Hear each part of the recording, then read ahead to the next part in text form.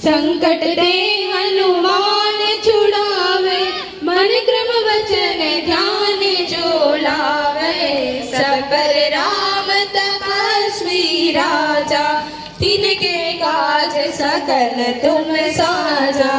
और मनोरथ जो कोई लावे, सोई अमित जीवन फल पावे। चारों जुग परताप तुम्हारा, है प्रसिद्ध जगत उजियारा। साधु संत के तुम रखवारे, असुर निकंदन राम दुलारे। अष्ट सिद्धि नवनिधि के दाता, असवर दीन जानकी माता। राम रसायन तुम्हारे पासा, सदा रहो रघुपति के दासा। तुम्हारे भजन राम को पावे, जन्म जन्म के दुख बिसरावे। अंत काल रघुबरपुर जाई, जहाँ जन्म हरि भक्त कहाई। और देवता चित्तन धरई, हनुमत से सर्व सुख करई। संकट कटे मिटे सब पीरा, जो सुमिरै हनुमत बलबीरा। जय जय जय हनुमान गोसाई, कृपा करौ गुरुदेव की नाई। जो सत बार पाठ करे कोई, छूटहि बंदी महासुख होई। जो यह पढ़े हनुमान चालीसा, होय सिद्धि साखी गौरीसा।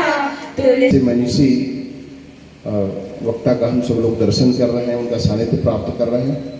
और मैं बार बार आप लोगों से ये निवेदन करूंगा कि ये बहुत दुर्लभ क्षण है। हमारे गांव में भागवतिक कार्यक्रम बहुत होते रहते हैं, परमार्थिक कार्यक्रम बहुत होते हैं, कार्यक्रमों की कमी नहीं है। लेकिन क्षमा करिएगा मुझे, हमारे किसी कार्यक्रम, सभी कार्यक्रमों में थोड़े से मनोरंजन का पोट रहता है, लेकिन ये कार्यक्रम शुद्ध सात्विक, परमार्थिक और मनोबोध के लिए हो रहा है। इसलिए खूब संज्ञान होकर बैठिए, सजग होकर बैठिए, सावधान होकर बैठिए। और आपके द्वारा जो हमें हमारे जीवन के लिए मार्गदर्शन जो प्राप्त होगा, उसको खूब संजो के रखिएगा। आपकी एक एक वाणी बहुत दुर्लभ है, इसलिए मेरी प्रार्थना है, मनोरंजन के भाव से नहीं और समय पास के भाव से नहीं, अपने जीवन को भगवान के चरणों तक पहुंचाने के लिए आत्म कल्याण की भावना से प्रेरित होकर इस सत्संग को आप लोग ग्रहण करेंगे, ये प्रार्थना है। आइए और अधिक समय नहीं लेके अपने पूज्य बड़े भैया श्री हरिशन महाराज जी से प्रार्थना कर रहा हूँ, आप मुझे डॉक्टर साहब को तिलक करें और माल्यार्पण करके मानस जी का पूजन करें। मानस जी को पहले आप माल्यार्पण करें।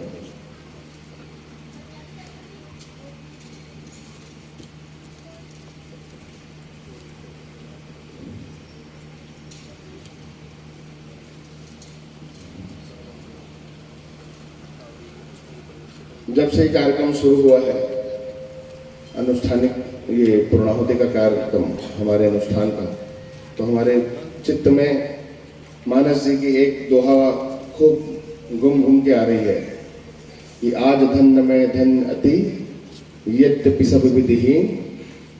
निज जन जान राम मोहि, संत समागम दे। तो भगवान की सदगुरु की कृपा से ये प्राप्त हो रहा है।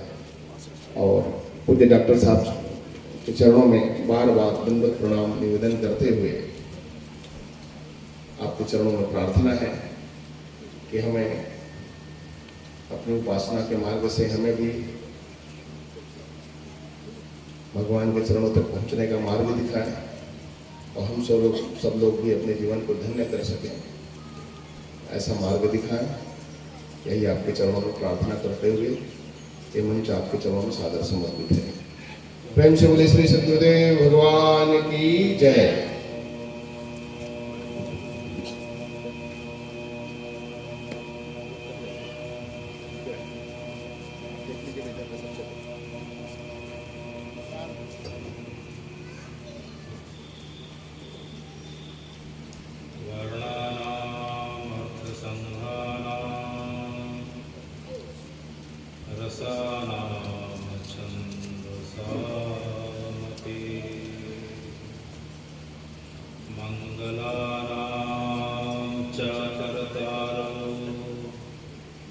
वन्दे वाणी विनायको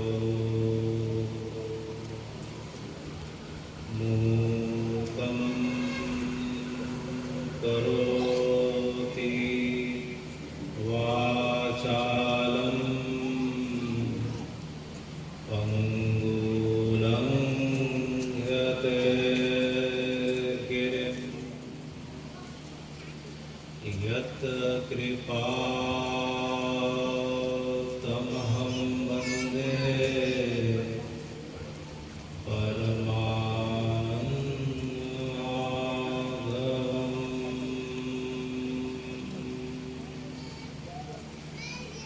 राम रामेति रामेति रमे रामे मनोरमे सहस्रनाम तत्तुल्यं श्रीराम नामं वरानने। बंशी विभूषितकरा नवनी गुलाबा पीताम्बरारुणिं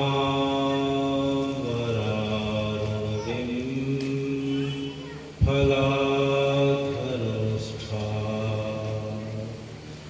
पूर्णेन्दु सुन्दरमुखारविन्दनेत्रात् कृष्णापरं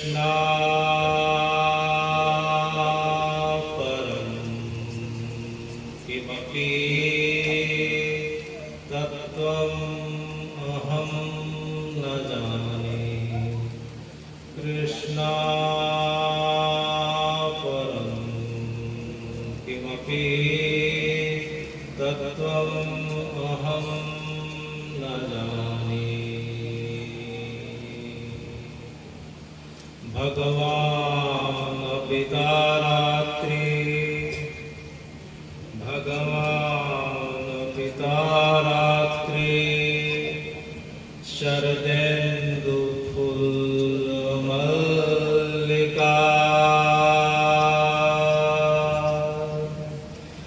विक्षरन्तुं मनश्चक्रे विक्षरन्तुं मनश्चक्रे योगमायामुपाश्रिता योगमायामुपाश्रिता भगवान् पिता रात्रि।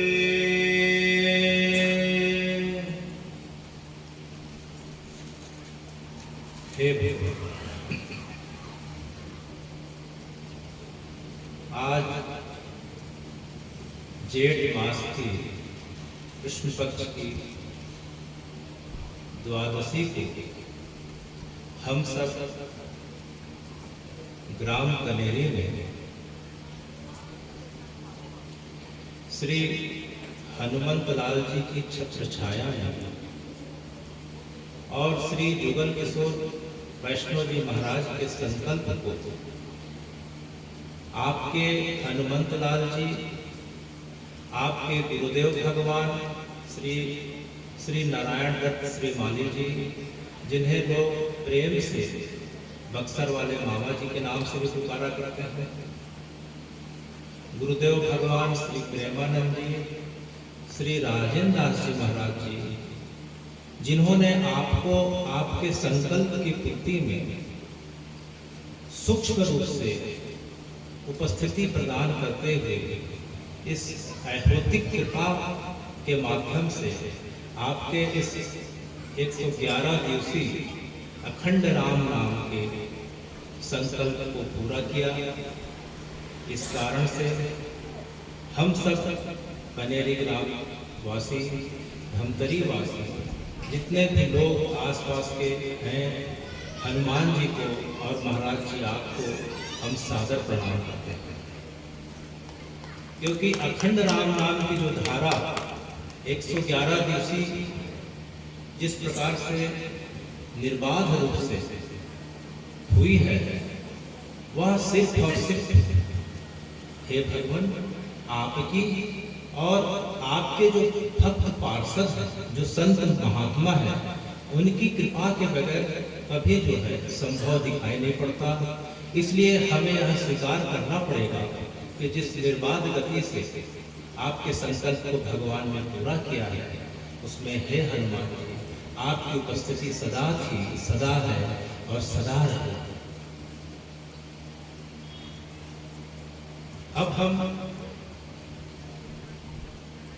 जिस महान उद्देश्य को लेकर आपके संकल्प को जिस परम शक्ति ने पूरा किया है, जिसको शास्त्र अलग अलग नाम से पुकारते हैं, वही भक्तों के भाव के अनुसार कभी सतयुग में श्री हरि नारायण है, महादेव हैं, वही जो है पार्वती दुर्गा है, वही त्रेता में राम जानकी के रूप में हमारे बीच हमारे संकल्पों को, भावनाओं को पूरा करते हुए इस धरा पे अवतार लेते हैं। द्वापर आने पे वही जो है राम जानकी जो है राधा कृष्ण के रूप में, रुक्मिणी कृष्ण के रूप में हमारे बीच प्रकट करके हमारे जो है भाव को पूरा करते हैं। और हे भगवान, जब जब त्रेता के पश्चात, द्वापर के पश्चात जब कली काल प्रारंभ हो जाता है, तो हे भगवान आपने श्री हनुमान जी के माध्यम से आपने जो है अपने नाम में जो अद्भुत शक्ति प्रदान कर दी है, नाम में जो अद्भुत सामर्थ्य प्रदान कर दिया है, जिस नाम का जो है सामर्थ्य इस प्रकार से है कि जिस प्रकार से सतयुग में हे भगवान अनंत काल तक, हजारों वर्षों तक जो है कोई व्यक्ति जो है इस प्रकार से तप साधना करता था, तब उसे आपकी प्राप्ति होती थी। त्रेता में जो है आपको यज्ञ के माध्यम से प्रकट करना पड़ा था, श्रृंगी ऋषि और वशिष्ठ ऋषि के माध्यम से, आप तप के माध्यम से, यज्ञ के माध्यम से प्रकट हुए थे। द्वापर में आपको भक्ति के माध्यम से जो है आपके भक्तों ने प्रकट किया था।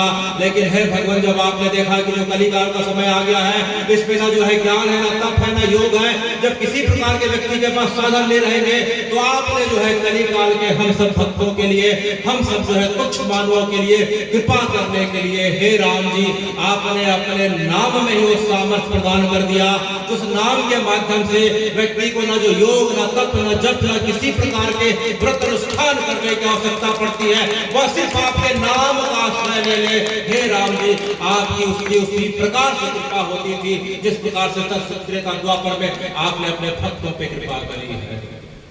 तो हे भगवान, तो आपके नाम का प्रभाव इतना ज्यादा है कि आपने उस नाम के माध्यम से इस कली काल के जीवों को तारने का जो है दायित्व श्री हनुमान जी को प्रदान कर दिया है। और वही हनुमान जी हे राम जी इस ग्राम कनेरी में हम सबके बीच विद्यमान होके हम सबको जो है बड़ी लालसा के साथ देख रहे हैं। कोई तो आके मेरे राम जी का नाम ले लेता, कोई तो इनकी कथा गा लेता, कोई तो इनकी कथा को सुन लेता। तो हे हनुमान जी आप इतने कृपालु हैं, हम सब नहीं आ पाते, लेकिन आप स्वयं इन 111 दिनों के माध्यम से इस ग्राम कनेरी में आपने इस राम नाम को प्रकट कर दिया। तो हे राम जी आपकी बड़ी कृपा है कि हमारे में इतना सामर्थ्य नहीं, लेकिन आपने स्वयं जो है इस संकल्प को जो है इस ग्राम के माध्यम से पूरा कर दिखाया।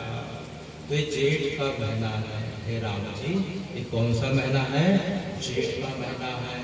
अच्छा, तो जिस प्रकार से पहला महीना चैत का रहता है, मधु मास, फिर उसके बाद जो है बैसाख था, माधव मास। तो हे भगवान ये जेठ का महीना तो बड़ा जो है हम सबको ऐसा लगता है कि त्रास देने वाला है, बड़ी गर्मी पड़ रही है। अभी कल ही जो है नौतपा का 9 दिन पूरा हुआ, पूरी पृथ्वी जो है, पूरा भारतवर्ष जो है इस प्रकार की गर्मी से हाहाकार मचा हुआ है। तो हे राम जी ये जेठ महीने का भी कुछ महत्व है क्या? ये बात सुन के जो है हनुमान जी मुस्कुराने लग गए, हंसते हुए उन्होंने कहा कि देखो भाई मधु मास, माधव मास, कार्तिक मास, अनेक मास हैं, लेकिन एक बात आप सबको बता दूं, बात बड़ी गुप्त है, लेकिन 111 दिनों का जो संकल्प पूरा हुआ उसी के कारण हनुमान जी बता रहे हैं। तो हे हनुमान जी आप हमें क्या बता रहे हैं? ये जेठ महीना इतना जो है महत्वपूर्ण क्यों है? वो जेठ महीना जो है, ये जेठ का महीना इसलिए महत्वपूर्ण है कि देखो भाई, ये जेठ जो है, ये जेठ जो है 12 सनातन के महीनों में सबसे बड़ा महीना माना गया है। क्यों? क्योंकि दिन जो है इसमें सबसे बड़ी देखी गई है। सवेरे 5 सवा 5 बजे जो है सूर्योदय होने के बाद सूर्यास्त का समय जो है करीब करीब 7 बज जाता है। करीब करीब जो है 13 से 14 घंटे का दिन, इतना लंबा दिन। तो सबसे बड़ा होने के कारण इस महीने को कौन सा महीना कहा जा रहा है? जेठ का महीना। जैसे प्रत्येक घर में जो है जो बड़ा भाई होता है वो जेठ कहलाता है, इसी प्रकार से 12 मासों का जो सबसे बड़ा भाई है वो कौन है? ये जेठ का महीना। तो हम देखते हैं कि घर में जो है जो बहुएं हैं वो जेठ के सामने पर्दा करती हैं, पल्लू ढाक लेती हैं। तो हे हनुमान जी, यह प्रथा कब से प्रारंभ हुई?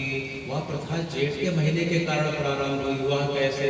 कितनी गर्मी में हम सब निकलते होंगे तो देखते होंगे कि हम अपने सिर को ढाक लेते हैं, इस प्रकार से जो है कपड़े से ढाक लेते हैं, कोई टोपी पहन लेता है, कोई चश्मा पहन लेता है, किसी न किसी प्रकार से जो है हम सिर को ढाकने का प्रयास करते हैं, क्योंकि जेठ का महीना है। देखो भाई, बड़े आदमी के पास, घर में बड़े व्यक्ति के पास जाए तो उसके सामने सिर ढक के जाना चाहिए कि नहीं?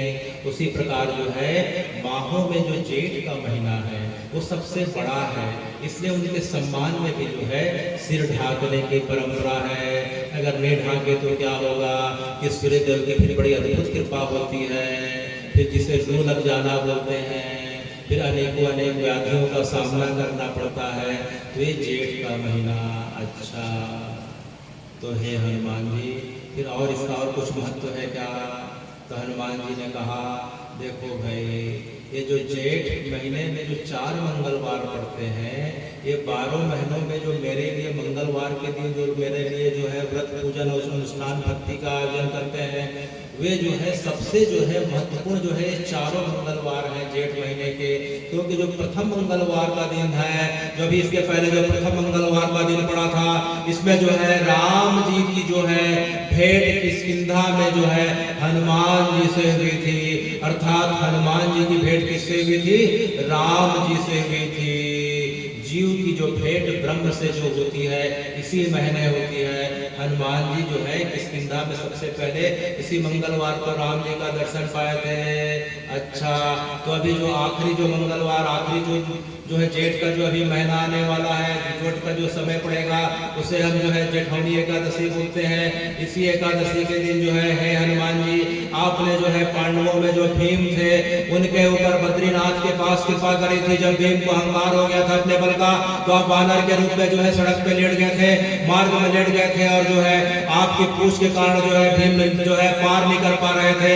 तो आपने भीम को जो है उनके बल का जो है इस प्रकार से जो है पराक्रम अपने बल का दिखाया कि भीम अनेकों अनेक प्रयास करते हैं, आपकी पूछ को नहीं हटा पाते हैं। तो आपने अपने स्वरूप का दर्शन करा के भीम को जो है उन्हें जो है भान कराया कि इस जीवन में जो कुछ बल मिलता है, बुद्धि मिलती है, जीवन में यश मिलता है, वह सिर्फ जो है राम जी की कृपा से मिलता है। इसमें श्रेय राम जी को जाना चाहिए, न कि खुद से व्यक्ति को अहंकार हो जाना चाहिए। तो राम जी को जो है भगवान पूरा श्रेय देने की बात हनुमान जी ने आपको, भीम को जो है और हम सबको इसी जेठ महीने में बताई थी। तो हे भगवान, यह जेठ का महीना ऐसा है कि हनुमान जी की कृपा पानी हो तो बाकी मंगलवार को कोई बात नहीं, इस जेठ महीने के मंगलवार को कोई हनुमान जी को उस भाव से पुकार लिया, याद कर लिया, तो हनुमान जी को उसी प्रकार से कृपा हो जाती है जिस प्रकार से राम जी की हनुमान जी के ऊपर कृपा हुई थी। उसी प्रकार राम जी हम जो है हनुमान जी हम सबके ऊपर कृपा करने के लिए इस जेठ महीने में इस पृथ्वी पे आ जाते हैं।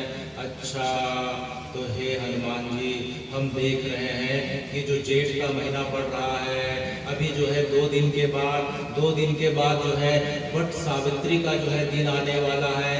और आज जो है एकादशी का दिन था, 2 दिन की एकादशी है। एकादशी जो रहती है द्वादशी, 2 दिन को मिला के जो है सूर्योदय की तिथि और उसकी तिथि को मिला के एकादशी मनाई जाती है। इस एकादशी के दिन जो है पीपल के वृक्ष को पूजन करने का, पीपल के वृक्ष को जो है जल देने का और जल से संबंधित दान करने का, जल से संबंधित फलों को जो है दान करने का नियम बताया गया है। जिस फलों में जो है, जिस सब्जियों में जो है जल की मात्रा ज्यादा रहती है, तरबूज है, खरबूज तरबूज है, खीरा है, ककड़ी है, अनेकों अनेक जो है इस प्रकार से जल रस से भरे जो है फल है, उन्हें हमें दान करना चाहिए। तो उस दान का फल क्या होता है कि हरि की कृपा होती है। हमारी परंपरा में जो है भक्ति को जो है विज्ञान के साथ जो है बड़े आसानी के साथ जो है तुलना किया जा सकता है, क्योंकि यह समय जो है भीषण गर्मी का पड़ रहा है। गर्मी के कारण जो है प्राणी भूख प्यास के कारण हाहाकार मचा हुआ है। तो ऐसे समय में जो है वृक्षों पीपल के वृक्ष में जल डालने का मतलब यह होता है कि वृक्षों के जो राजा कहे जाते हैं वह जो है पीपल कहे जाते हैं।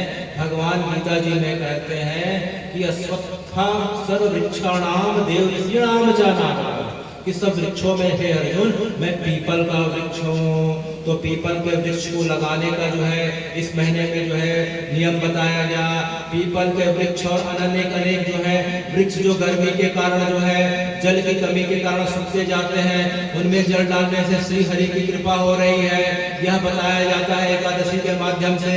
और जो है जल रस से भरे जितने फल है, तरकारी सब्जियां हैं, उनका दान करने से जरूरतमंदों को श्री हरि की कृपा हो रही है, यह जो है हमें बताया जाता है इस एकादशी के माध्यम से।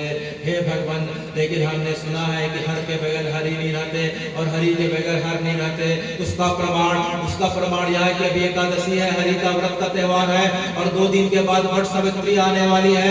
वट सावित्री के दिन क्या होता है कि जो है हमारी माताएं जो है वट वृक्ष को जो है इस प्रकार से पूज के उनकी परिक्रमा करती हैं, उन्हें जल अर्पित करती हैं। तो हे भगवान, वट के रूप में हर अर्थात जो है महादेव उसमें जो है समाये हुए हैं। तो हरि और हर का जो है अद्भुत जो है संगम जो है ये जेठ महीने का संगम है।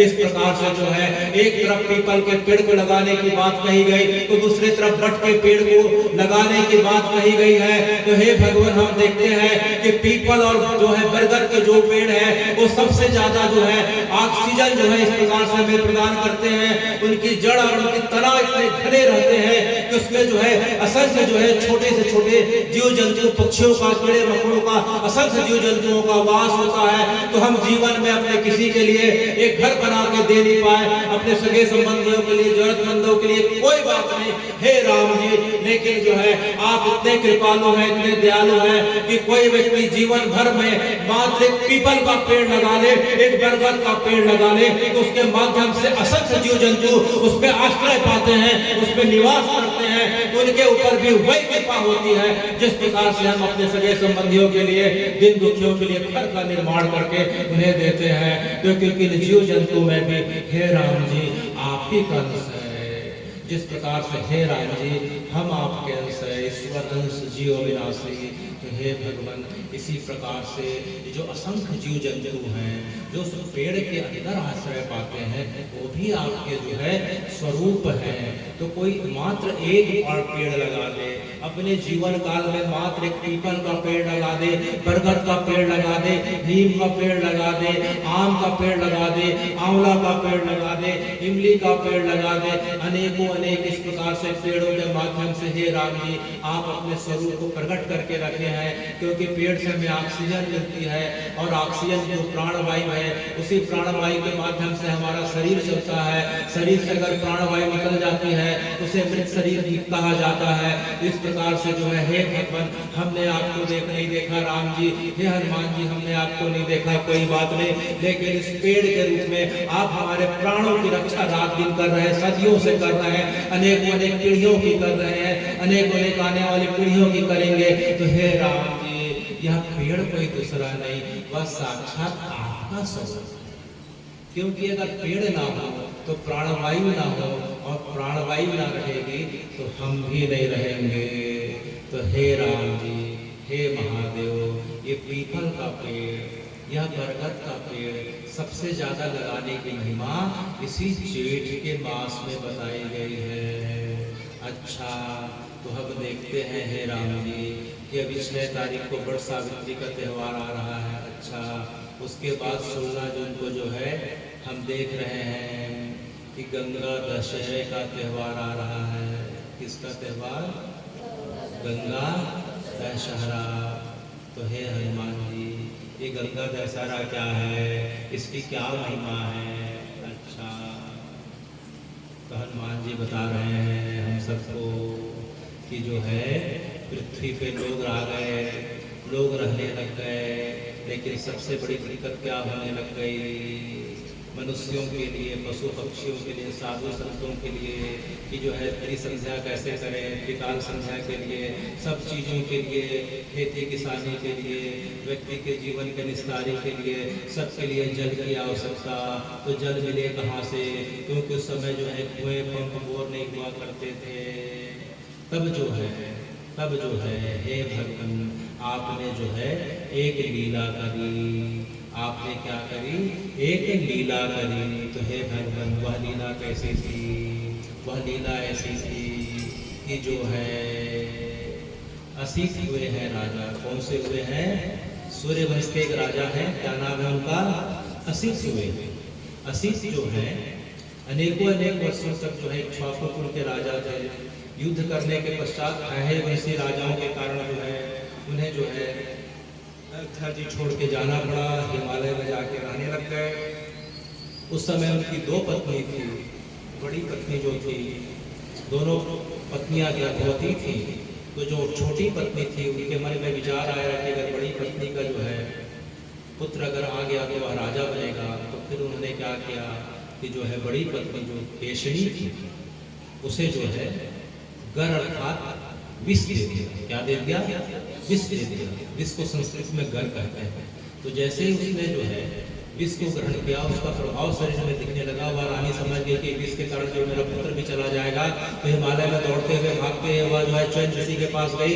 च्वयन ऋषि के चरणों में दंडवत करती है, उनसे अपने उपाय पूछती है। तो च्वयन ऋषि ने जो है उनकी भावना को समझते हुए, उनकी भक्ति को समझते हुए उन्हें आशीर्वाद दे दिया कि जो तुम्हारा पुत्र है, जो आने वाले समय में जो तुम्हारा पुत्र होगा वह विष अर्थात गर के सहित ही जो है वह पैदा होगा और इस जगत में जो है भगवान के नाम का प्रचार करेगा। तो जो है बालक जो पैदा हुआ गरेण सहिता सा जो है सागर। तो जो असित का जो पुत्र था वह क्या हुआ, सागर हुआ। फिर सागर की दो पत्नी थी। सागर की जो बड़ी पत्नी थी विदर्भ की जो है विदर्भ कन्या थी, जो है बड़ी पत्नी थी, उससे जो पुत्र हुआ उस पुत्र का नाम असमंजस था। और जो छोटी जो उसकी जो है उनकी पत्नी थी उनसे जो है 60,000 पुत्र होते हैं। तो इन 60,000 पुत्रों के साथ राजा सगर ने अश्वमेघ यज्ञ किया। अश्वमेघ यज्ञ का घोड़ा इस प्रकार से चलता गया तो इंद्र घबरा जाते हैं और घबराने के कारण जो है इंद्र को ने क्या किया, तो उनके अश्वमेघ के घोड़े को जो है कपिल ऋषि के आश्रम में छुपा दिया। राजा सगर ने अपने 60,000 पुत्रों को आदेश दिया कि कैसे भी करके घोड़े को खोज के लेके आओ। तो इस प्रकार से पुत्रों ने इस प्रकार से पृथ्वी का दोहन करते हुए, इस प्रकार से समुद्र का निर्माण करते हुए जो है कपिल ऋषि का आश्रम पहुंचते हैं। कपिल ऋषि के आश्रम में घोड़े को देखते हैं तो इस प्रकार से भला बुरा कहते हैं। कपिल ऋषि की समाधि टूट जाती है और देखते ही जो है सभी पुत्र उनके जो है मूर्छित हो जाते हैं, भस्म हो जाते हैं। तो राजा सगर को लगा कि मेरे पुत्र कहाँ गए। तो उन्होंने अपने बड़े पुत्र असमंजस को भेजा। तो असमंजस खोज नहीं पाया तो उनके पुत्र अंशुमान ने जाके देखा कि उनके जो है बड़े पिता और जो है इस प्रकार से रथ का घोड़ा यहाँ बंधा हुआ जो है उनके बड़े पिताजी लोग जो है इस प्रकार से मूर्छित अवस्था को प्राप्त हुए। अंशुमान ने उससे बड़ा निवेदन किया। तब फिर जो है कपिल मुनि ने कहा कि जो है तुम्हारे परंपरा में जो है अब तुम जो है तप करो और तप के कारण अगर गंगा जी प्रकट होती हैं, गंगा जी स्वर्ग से अगर पृथ्वी आ जाएंगी और पृथ्वी से यहाँ आके तुम्हारे जो है वे रिश्तेदारों को स्पर्श कर लेंगे तो उनका जो है इस प्रकार से जो है वे मोक्ष को पा जाएंगे। इस प्रकार से पितर लोक से होते हुए उन लोग को गमन कर जाएंगे। इस प्रकार से जो है अंशुमान ने प्रयत्न किया, उनका यज्ञ सफल नहीं हो पाया, तप नहीं सफल नहीं हो पाया। उसके बाद जो है दिलीप आते हैं। दिलीप जो है इस प्रकार से जो है अपने पूर्वजों के वचन को पूरा नहीं कर पाया। तो दिलीप के पुत्र है भगवान भागीरथ हुए। कौन हुए, भागीरथ हुए। भागीरथ ने इस प्रकार से जो है हम गंगोत्री जाते हैं तो गंगोत्री जी में गुफा दिखाई पड़ रही है। उस गुफा में आपने 60,000 वर्षों तक रह के तपस्या करी। आपकी तपस्या से गंगा जी प्रकट हो जाती है और उन्हें जो है आशीर्वाद मांगने को कहती है। तो उन्होंने 2 आशीर्वाद मांगा कि हे गंगा मैया जो है आप मेरे साथ जो है इस प्रकार से मृत्यु लोक की ओर पधारे और जो है दूसरा कि जो है मेरे पूर्वजों को जीवन दान प्रदान करते हुए उन्हें जो है मोक्ष और जो है ऊपर के लोगों की गति प्रदान करे। तो गंगा जी जो है इस प्रकार से जो है भागीरथ को जो है स्वीकार कर लेती है उनके वचन को और जो है धीरे धीरे इस प्रकार से वो मुख से नीचे उतरने लगती हैं। लेकिन उनका प्रवाह इतना ज्यादा रहता है कि जिस प्रकार से प्रवाह के कारण हिमालय हिलने लगता है तब जो है भगीरथ ने पुनः शंकर जी का आह्वान किया। शंकर जी ने फिर क्या किया कि उस गंगा जी को 7 धाराओं में बांट दिया। कितने धाराओं में?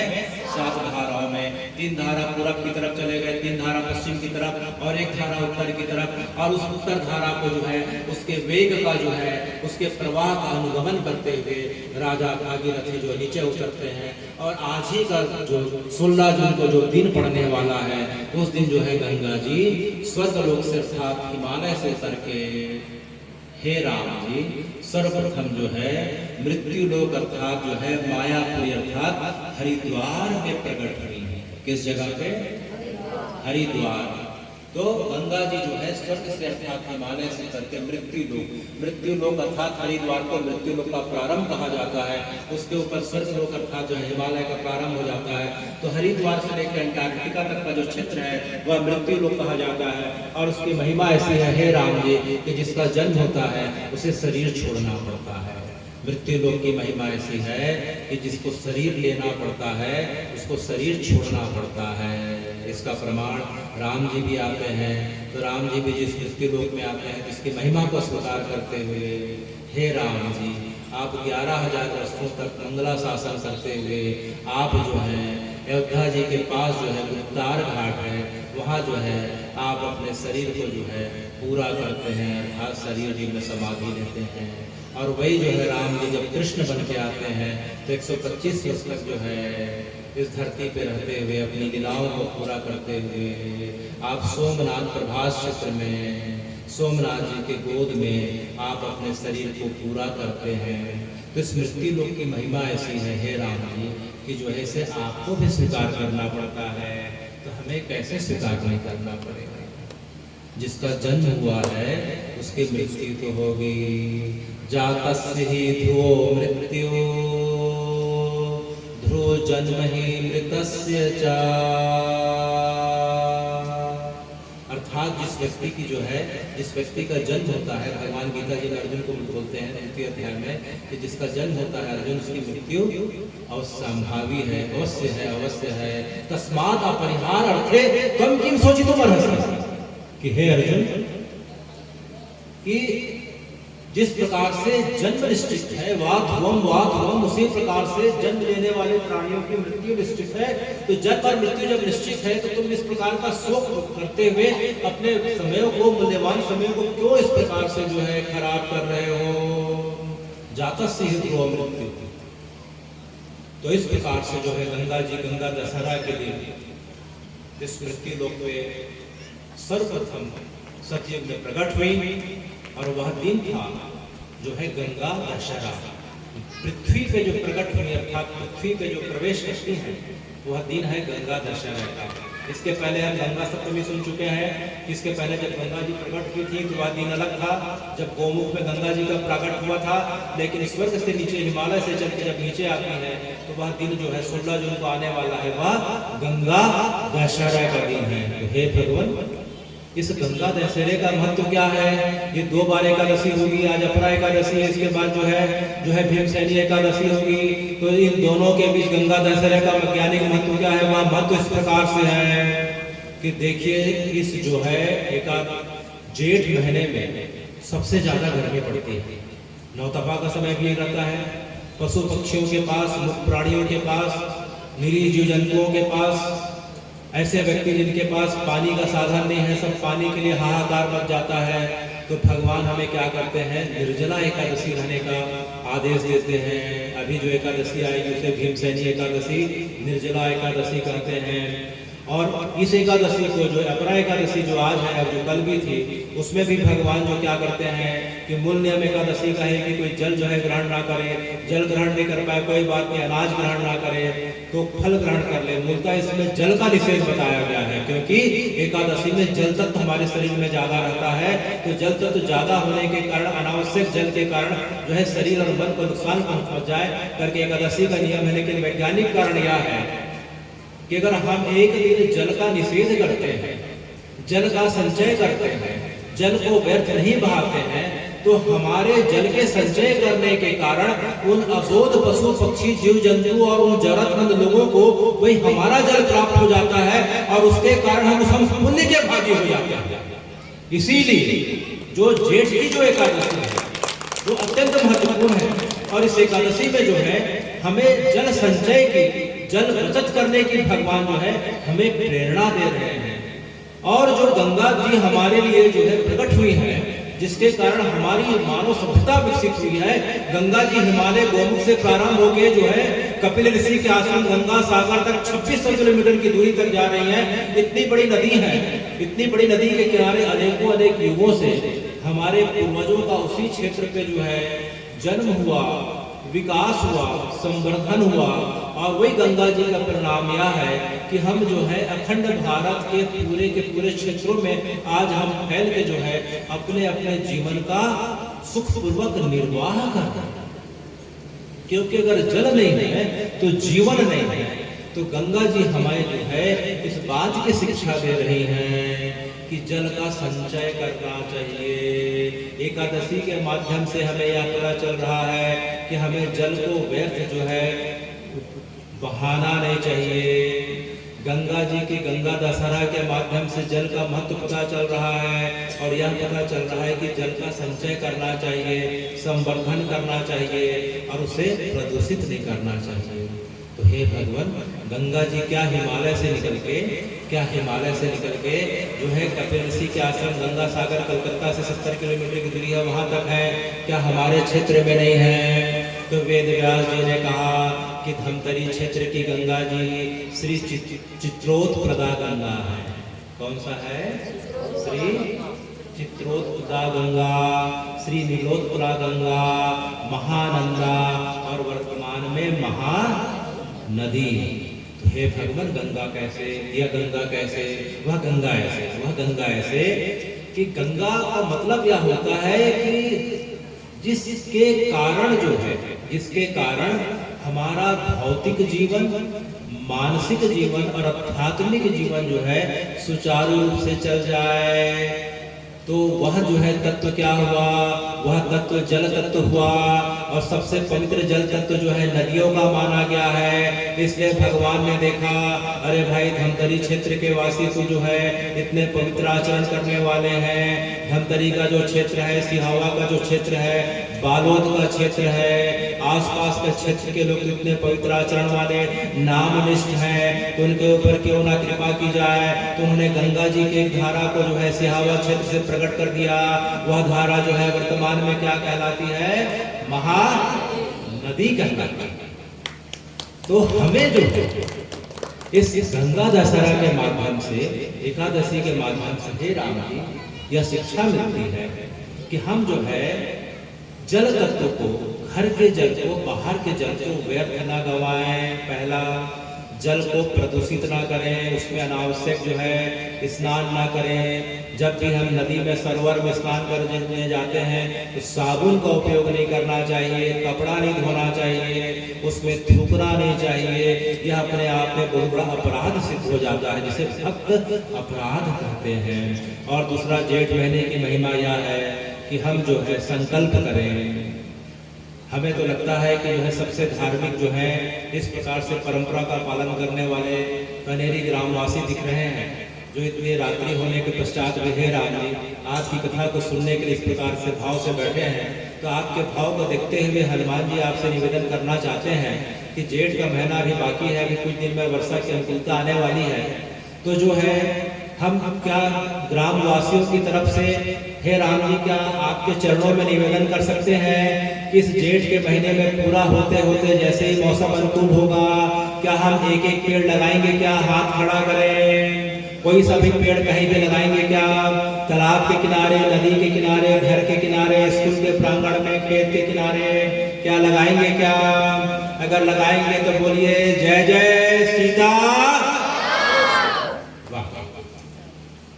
कितने आनंद की बात है कि पेड़ लगाने से हम जो है अनेक जो है पितरों का ऋण छूट जाते हैं। क्यों?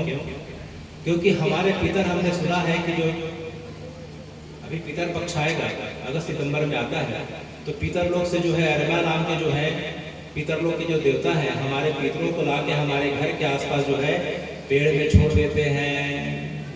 पेड़ में छोड़ने के पश्चात जो है वे चले जाते हैं 15 दिनों के लिए, 16 दिनों के लिए। तो हे भगवान पेड़ नहीं रहेंगे तो पीतर कहाँ जाएंगे, पीतर फिर जो है खंडहर वाली जगह पे, सुनसान वाली जगह पे चले जाते हैं, उन्हें इस प्रकार से तर्पण श्राद्ध नहीं होता, उसका परिणाम जो है घर में हम आदि व्याधि के रूप में, कलह के रूप में अनेक प्रकार से देखते हैं। तो पितृ दोष से मुक्ति का सबसे जो आसान उपाय बताया गया है, क्या बताया गया है? वृक्षा। इस प्रकार से हे राम जी, आपने हमें जो है जेठ महीने की महिमा बताई। अब जो है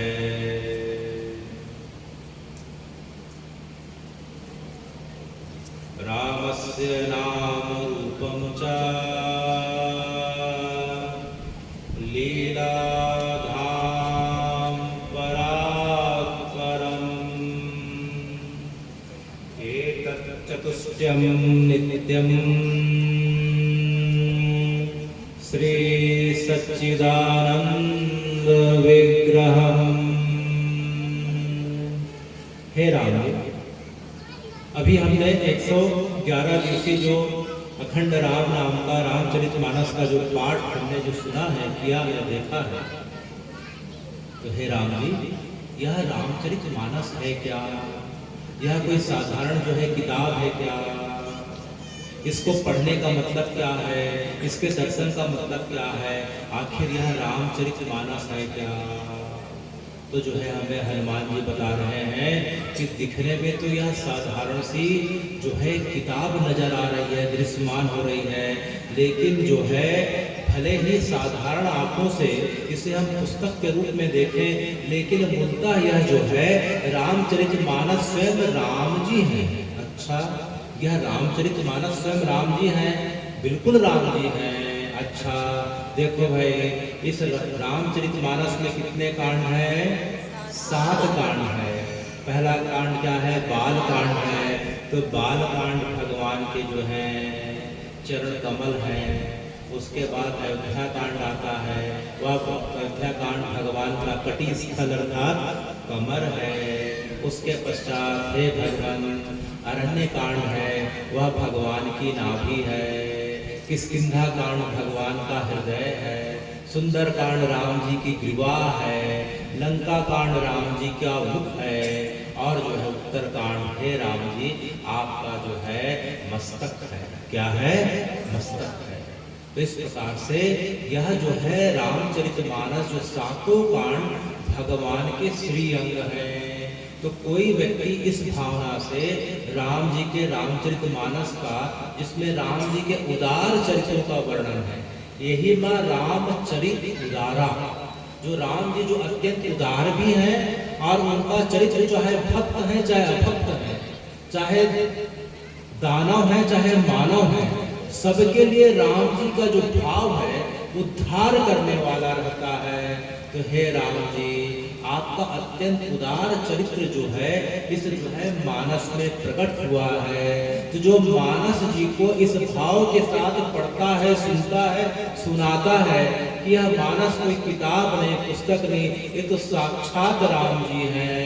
तो हे राम जी आपकी उसके ऊपर उसी प्रकार से कृपा हो जाती है, क्योंकि रामचरितमानस कोई साधारण जो है कोई किताब नहीं कही गई है। क्यों? क्योंकि अभी हमने सुना कि रामस्य नाम रूपम च लीला धाम परात्परम। इस प्रकार से, किस प्रकार से, चाहे राम जी का नाम हो, रामचरितमानस में राम जी के नाम की महिमा गाई गई है, तो राम जी का जो है नाम रामचरितमानस में गाया जाता हो, चाहे राम जी का रामस्य नाम रूपम च, चाहे राम जी का श्री विग्रह घर में जो है गोपाल जी ठाकुर जी राम जी की जो विग्रह यहाँ हो, रामस्य नाम रूपम च लीला धाम परात्परम, चाहे हे राम जी जो आपकी कथा हो, चाहे धाम अर्थात हे राम जी जो आपका धाम हो, अर्थात राम जी का नाम हो, रूप हो, चाहे लीला हो या धाम हो, भले ही चारों अलग दिखाई सुनाई पड़ रहे हैं, लेकिन वह मूलतः केवल और केवल राम जी ही है। जिस प्रकार से समुद्र और उसके नीले रंग का कोई भेद नहीं होता, सूर्य और उसकी रश्मियों का भेद नहीं होता, चंद्रमा और उसकी शीतलता में कोई भेद नहीं है, समुद्र और उसकी तरंगों में, नदी और उसकी तरंगों में कोई भेद नहीं है, उसी प्रकार हे राम जी आपके और आपके इस मानस में कोई भेद नहीं। तो इस प्रकार से जो है राम जी जो है इस मानस की महिमा के रूप में हमारे बीच प्रकट हुए हैं। क्योंकि राम जी आप तो एक निश्चित समय के लिए आते हैं, फिर चले जाते हैं, फिर पता नहीं कब कल की युग में कल के अवतार के रूप में आएंगे। वह तो बात की बात है जब 4,32,000 दिखने को होगा, आखिरी समय आएगा तो दिल्ली के पास नोएडा में संभल नाम का एक शहर है, वहां आपका कल की अवतार होगा, वो 4,32,000 बीतेगा तब होगा। हे भगवान, उस कलयुग का मात्र 5,125 वर्ष बीता है, तभी तो जो है करीब करीब जो है 4 लाख जो है करीब करीब जो है 27,000 वर्ष बाकी है। तब तक है राम जी हम आपकी कृपा कैसे पाएंगे? तो ऐसे पाएंगे, कैसे पाएंगे? रामचरितमानस के माध्यम से पाएंगे, उनका पाठ करके, उनका पाठ सुन के पाएंगे। पाते आ रहे हैं, पाते हैं और पाते भी रहेंगे। अच्छा, तो हे राम जी, इस रामचरितमानस की इतनी महिमा है जिसका भी आपने 111 दिनों में जो है श्री जुगल किशोर महाराज जी के संकल्प को पूरा करके आप इस जगह पे आज विराजमान हुए हैं। अच्छा, इस रामचरितमानस की महिमा जो है, इस रामचरितमानस की महिमा हे राम जी वो तो आपके नाम से है। अच्छा, राम जानकी की जो कथा है वह रामचरितमानस है, लेकिन हे राम जी आपकी महिमा तभी गाई जाती है जब आपका प्रागट्य कहाँ होता हो? श्री अयोध्या जी में होता हो। कहाँ होता हो? राम जी के महत्व, राम जी की महिमा कहाँ है? अयोध्या जी से है। जिस प्रकार से हे कृष्ण आपकी महिमा कहाँ से है? ब्रज से। कहाँ से है? ब्रज से है। जिस प्रकार से ब्रज की महिमा गाते हुए गोपियाँ कहती हैं गोपी गीत में, जयति तेधिकं जन्मना प्रजा श्रयत इंदिरा शाश्वत रही। तो गोपियाँ कहती हैं कि हे कृष्ण जो है आपके आने से जो है ब्रज की महिमा बढ़ गई। तो नहीं नहीं, ललिता ने ऐसा कहा कि जो है हे कृष्ण आपके आने से ब्रज की महिमा बढ़ गई। तो यह बोलते ही विशाखा ने उसके हाथ पकड़ के उसके बात को काटते कहा, अरे ललिता तो किस प्रकार की बातें कर रही है? कृष्ण के आने से ब्रज की महिमा नहीं बढ़ती, अभी तो जो है ब्रज के रहने के कारण कृष्ण की महिमा बढ़ जाती है। क्योंकि कृष्ण का जो है संबंध ब्रज से है और ब्रज ना हो तो कृष्ण की महिमा ना हो। तो इसी प्रकार से हे राम जी आपकी महिमा जो है अयोध्या जी से है और सरयू जी से। किससे है? अयोध्या जी से और सरयू जी से। अच्छा, तो अयोध्या जो है राम जी ये बताइए कि आपके समय से है क्या? अभी आपने बताया कि जो है आपकी महिमा अयोध्या जी से। हाँ बिल्कुल सही बात है हनुमान जी, बिल्कुल आप सही बोल रहे हैं। लेकिन ये बताइए राम जी कि आपके समय से अयोध्या जी है क्या? क्योंकि हम जब भी अयोध्या सुनते हैं तो राम जी का नाम सुनते हैं। तो राम जी ने कहा नहीं नहीं ऐसी कोई बात नहीं है, अयोध्या तो मेरे जन्म के लाखों नहीं करोड़ों वर्ष पूर्व से विद्यमान। राम जी बता रहे हैं कि हे हनुमान जी अयोध्या जी जो है मेरे जन्म के लाखों नहीं करोड़ों वर्ष से विद्यमान है। क्योंकि राम जी का जन्म तो त्रेता में हुआ और अयोध्या जी तो सतयुग से विद्यमान है। कब से विद्यमान है? सतयुग से विद्यमान है। वह कैसे?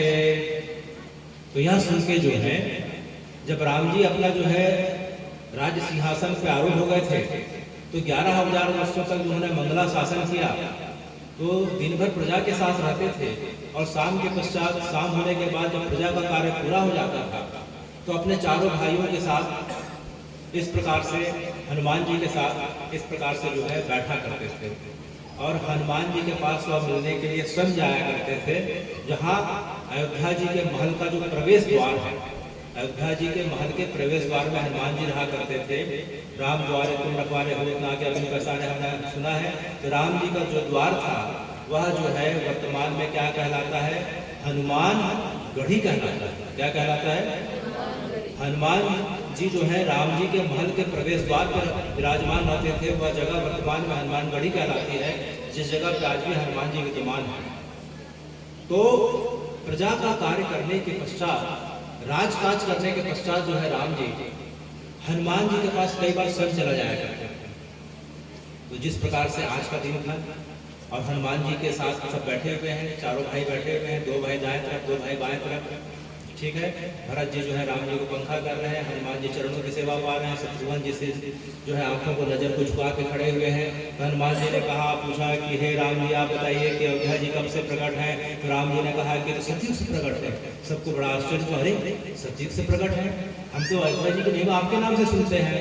तब राम जी ने हंसते हुए कहा, देखो भाई यह बात मैं नहीं कह रहा हूँ, यह बात वाल्मीकि जी कह रहे हैं। तो क्या कह रहे हैं, कौशलो नाम मुदिता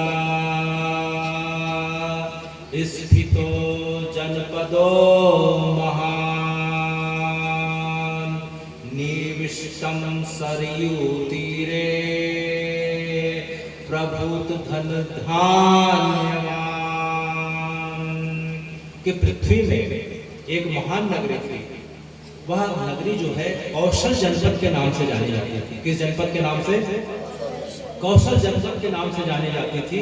निविष्टम सरयू तीरे, और वह सरयू नदी के जो है तीर में किनारे स्थित थी। अच्छा, इसके पश्चात जो है बता रहे हैं, क्या बता रहे हैं, अयोध्या नाम नगरी तत्रासित लोक विश्रुता। अयोध्या नाम नगरी तत्रासित लोक विश्रुता मनुना मानवेंद्र या निर्मिता स्वयं। तो राम जी ने कहा, देखो भाई हनुमान जी, भरत जी, शत्रुघ्न जी जो है यह अयोध्या नगरी जो है मेरे पूर्वजों के द्वारा बसाई गई है। अच्छा, तो किसने बसाया, मनुना मानवेंद्र या निर्मिता स्वयं, कि मेरे जो पूर्वज हुए। अच्छा, हे राम जी आपके पूर्वज कौन हुए, बोले मेरे पूर्वज इक्ष्वाकु हुए, जिसके नाम से इक्ष्वाकु वंश चल रहा है। अच्छा, लेकिन राम जी हमने सुना है तो आपका तो सूर्य वंश है। तो राम जी जो है फिर हंसने लग गए।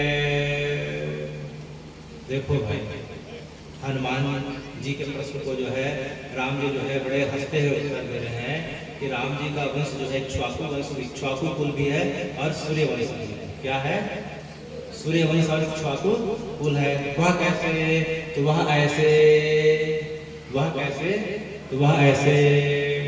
तो विष्णु जी के कमल नाल से ब्रह्मा जी से मरीच हुए, मरीच से विवस्वान हुए। ये विवस्वान सूर्य है।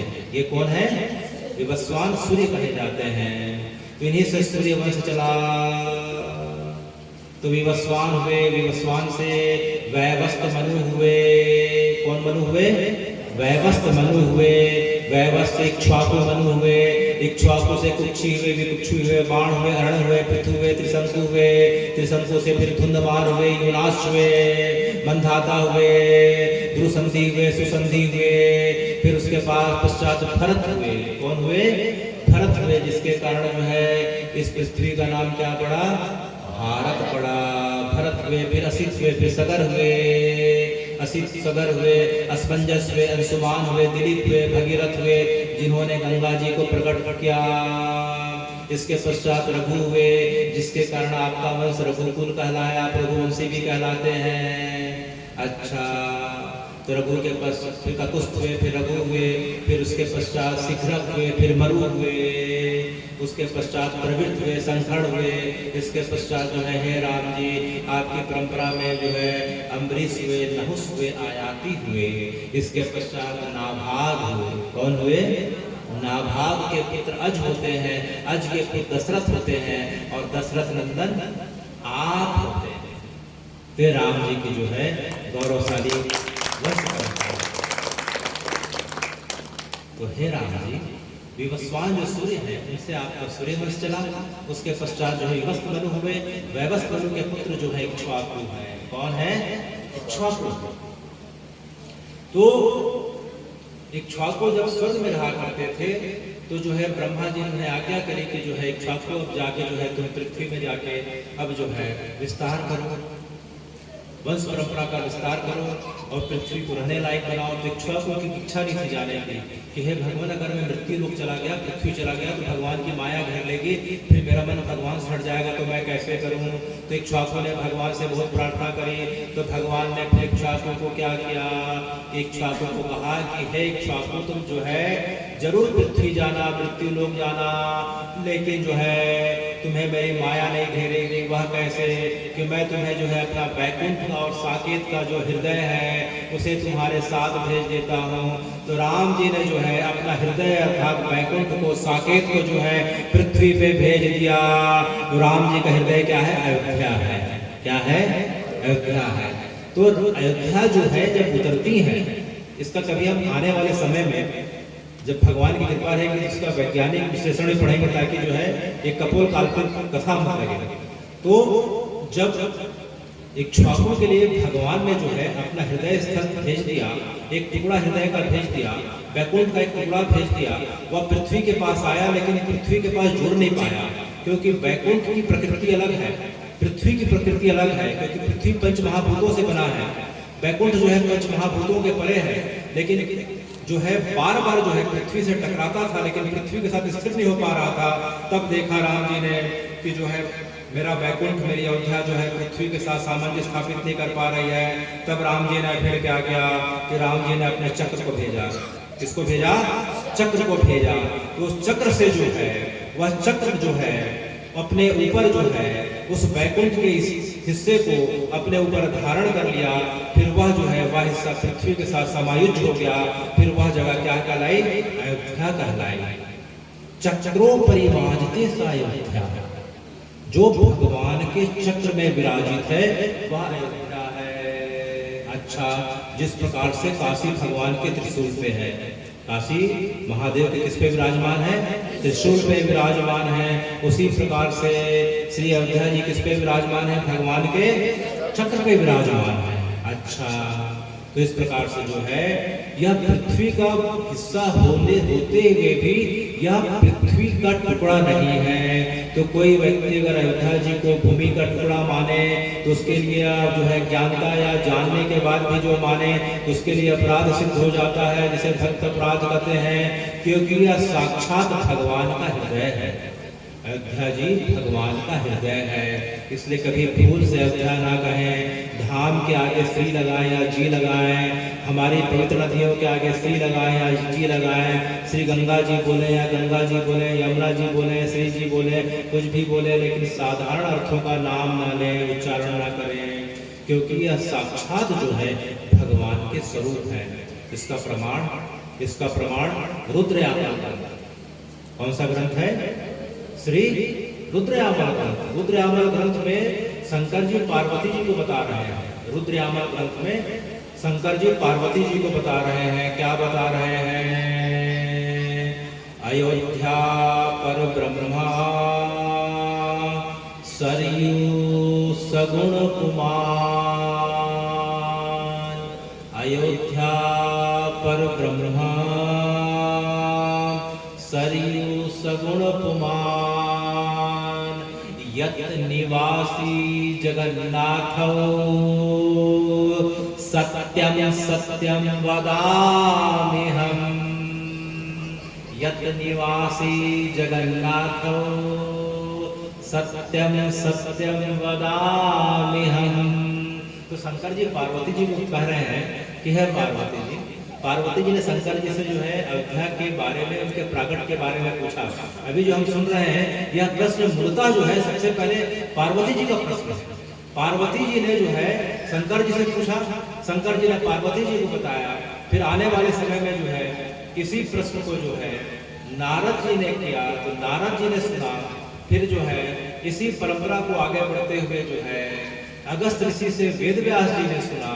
फिर इसी परंपरा को नारद जी से वाल्मीकि जी ने सुना। तो अगस्त जी से जो है व्यास जी ने सुना। तो व्यास जी ने स्कंद पुराण में जो है इस रामायण की और अयोध्या की महिमा गाई है। तो श्री रामचरितमानस के अलावा, वाल्मीकि रामायण के अलावा जो हम देखते हैं राम जी के बारे में, अयोध्या जी के बारे में, श्री सरयू जी के बारे में जो है सबसे पहले रुद्रयामल ग्रंथ, दूसरा फिर जो है हम देखते हैं स्कंद पुराण है, फिर जो है वाल्मीकि जी ने जो है फिर इस चीज का जो है 24,000 श्लोकों में विस्तार किया, जिसको आने वाली कथा में हम सुनने वाले हैं।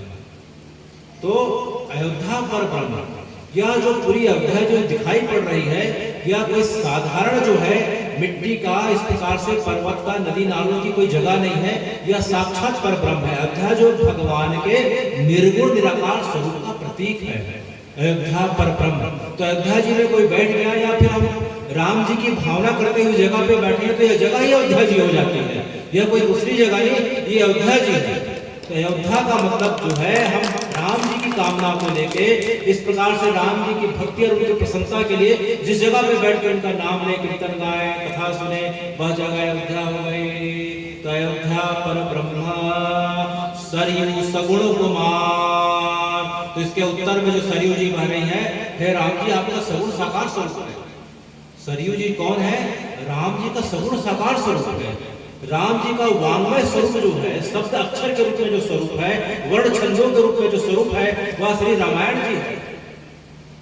उसके पश्चात जो है राम जी का जो द्रवीभूत स्वरूप है, वह जो है श्री सरयू जी है। जिस प्रकार से नर्मदा जी जो है शंकर जी के द्रवीभूत स्वरूप है, जलज स्वरूप है नर्मदा जी, उसी प्रकार से सरयू जो है राम जी के जलज स्वरूप है, द्रवीभूत स्वरूप है।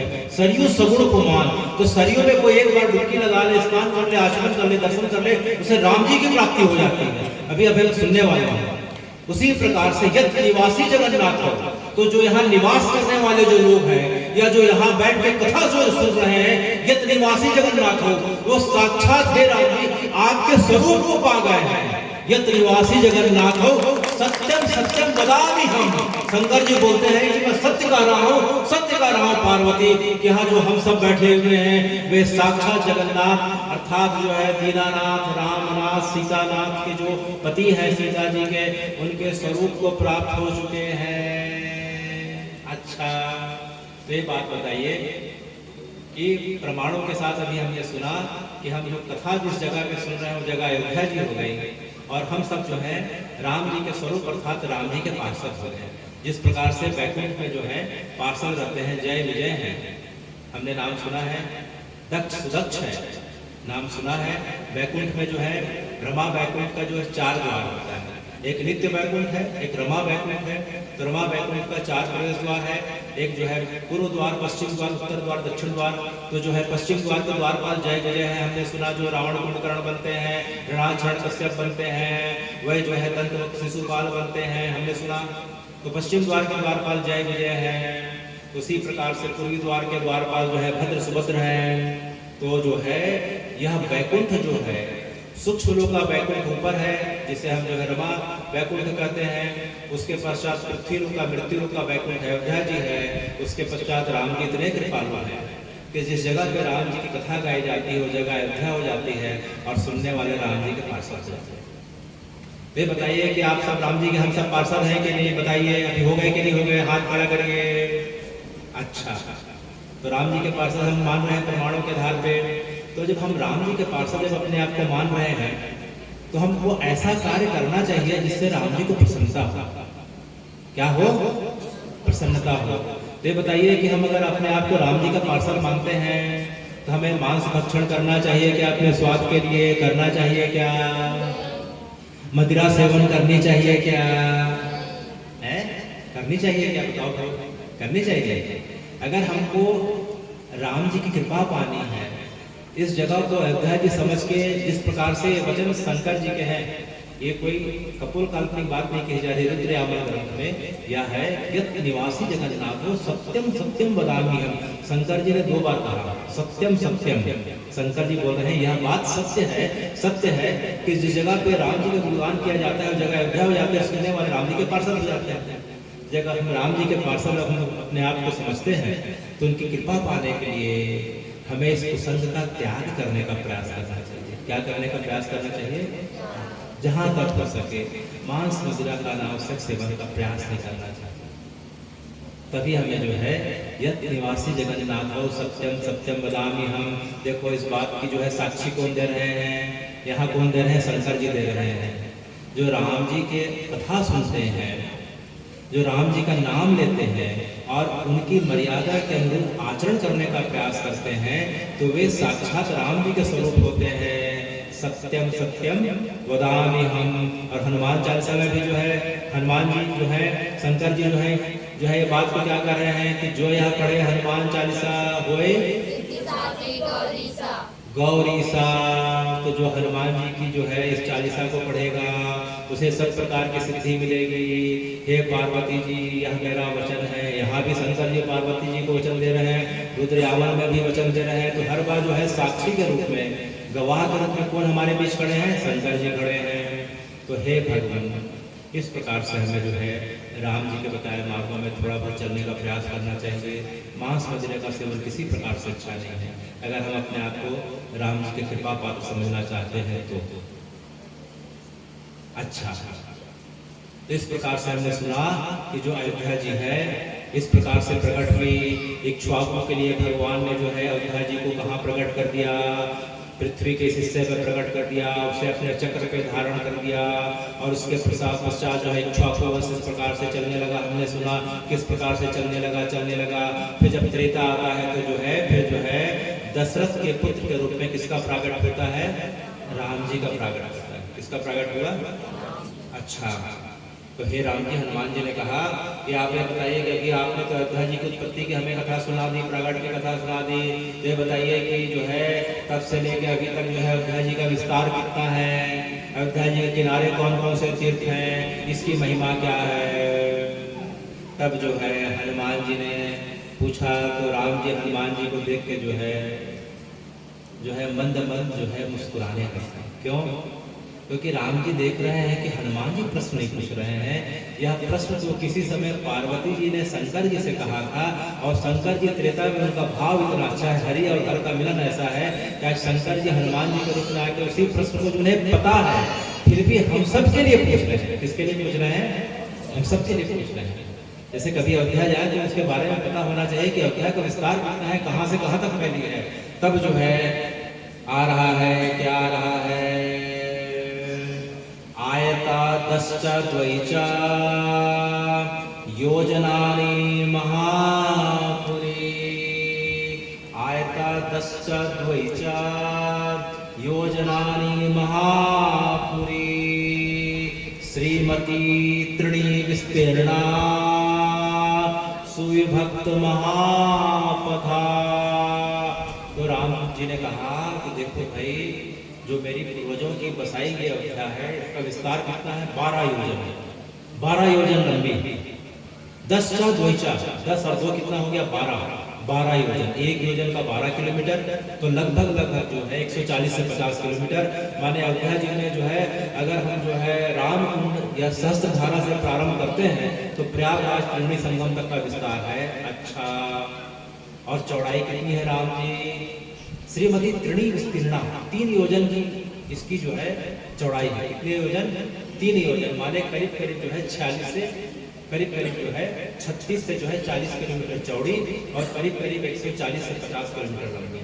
अच्छा, तो हे राम जी, तो अभी आपने जो बताया कि बार बोल रहे हैं अयोध्या, इसका मतलब क्या है?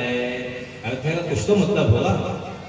जैसे ब्रज का मतलब होता है, वृंदावन का मतलब होता है, तो अयोध्या का क्या मतलब है? तो राम जी ने कहा देखो भाई, युद्धम अयोध्या सा अयोध्या। जिस जगह पे आज तक कोई युद्ध ना लड़ा गया हो वह अयोध्या। अच्छा, जिस जगह पे आज तक जिस जगह को, जिस भूमि के खंड को कोई युद्ध में कोई दूसरा व्यक्ति जीत ना सका हो वह अयोध्या।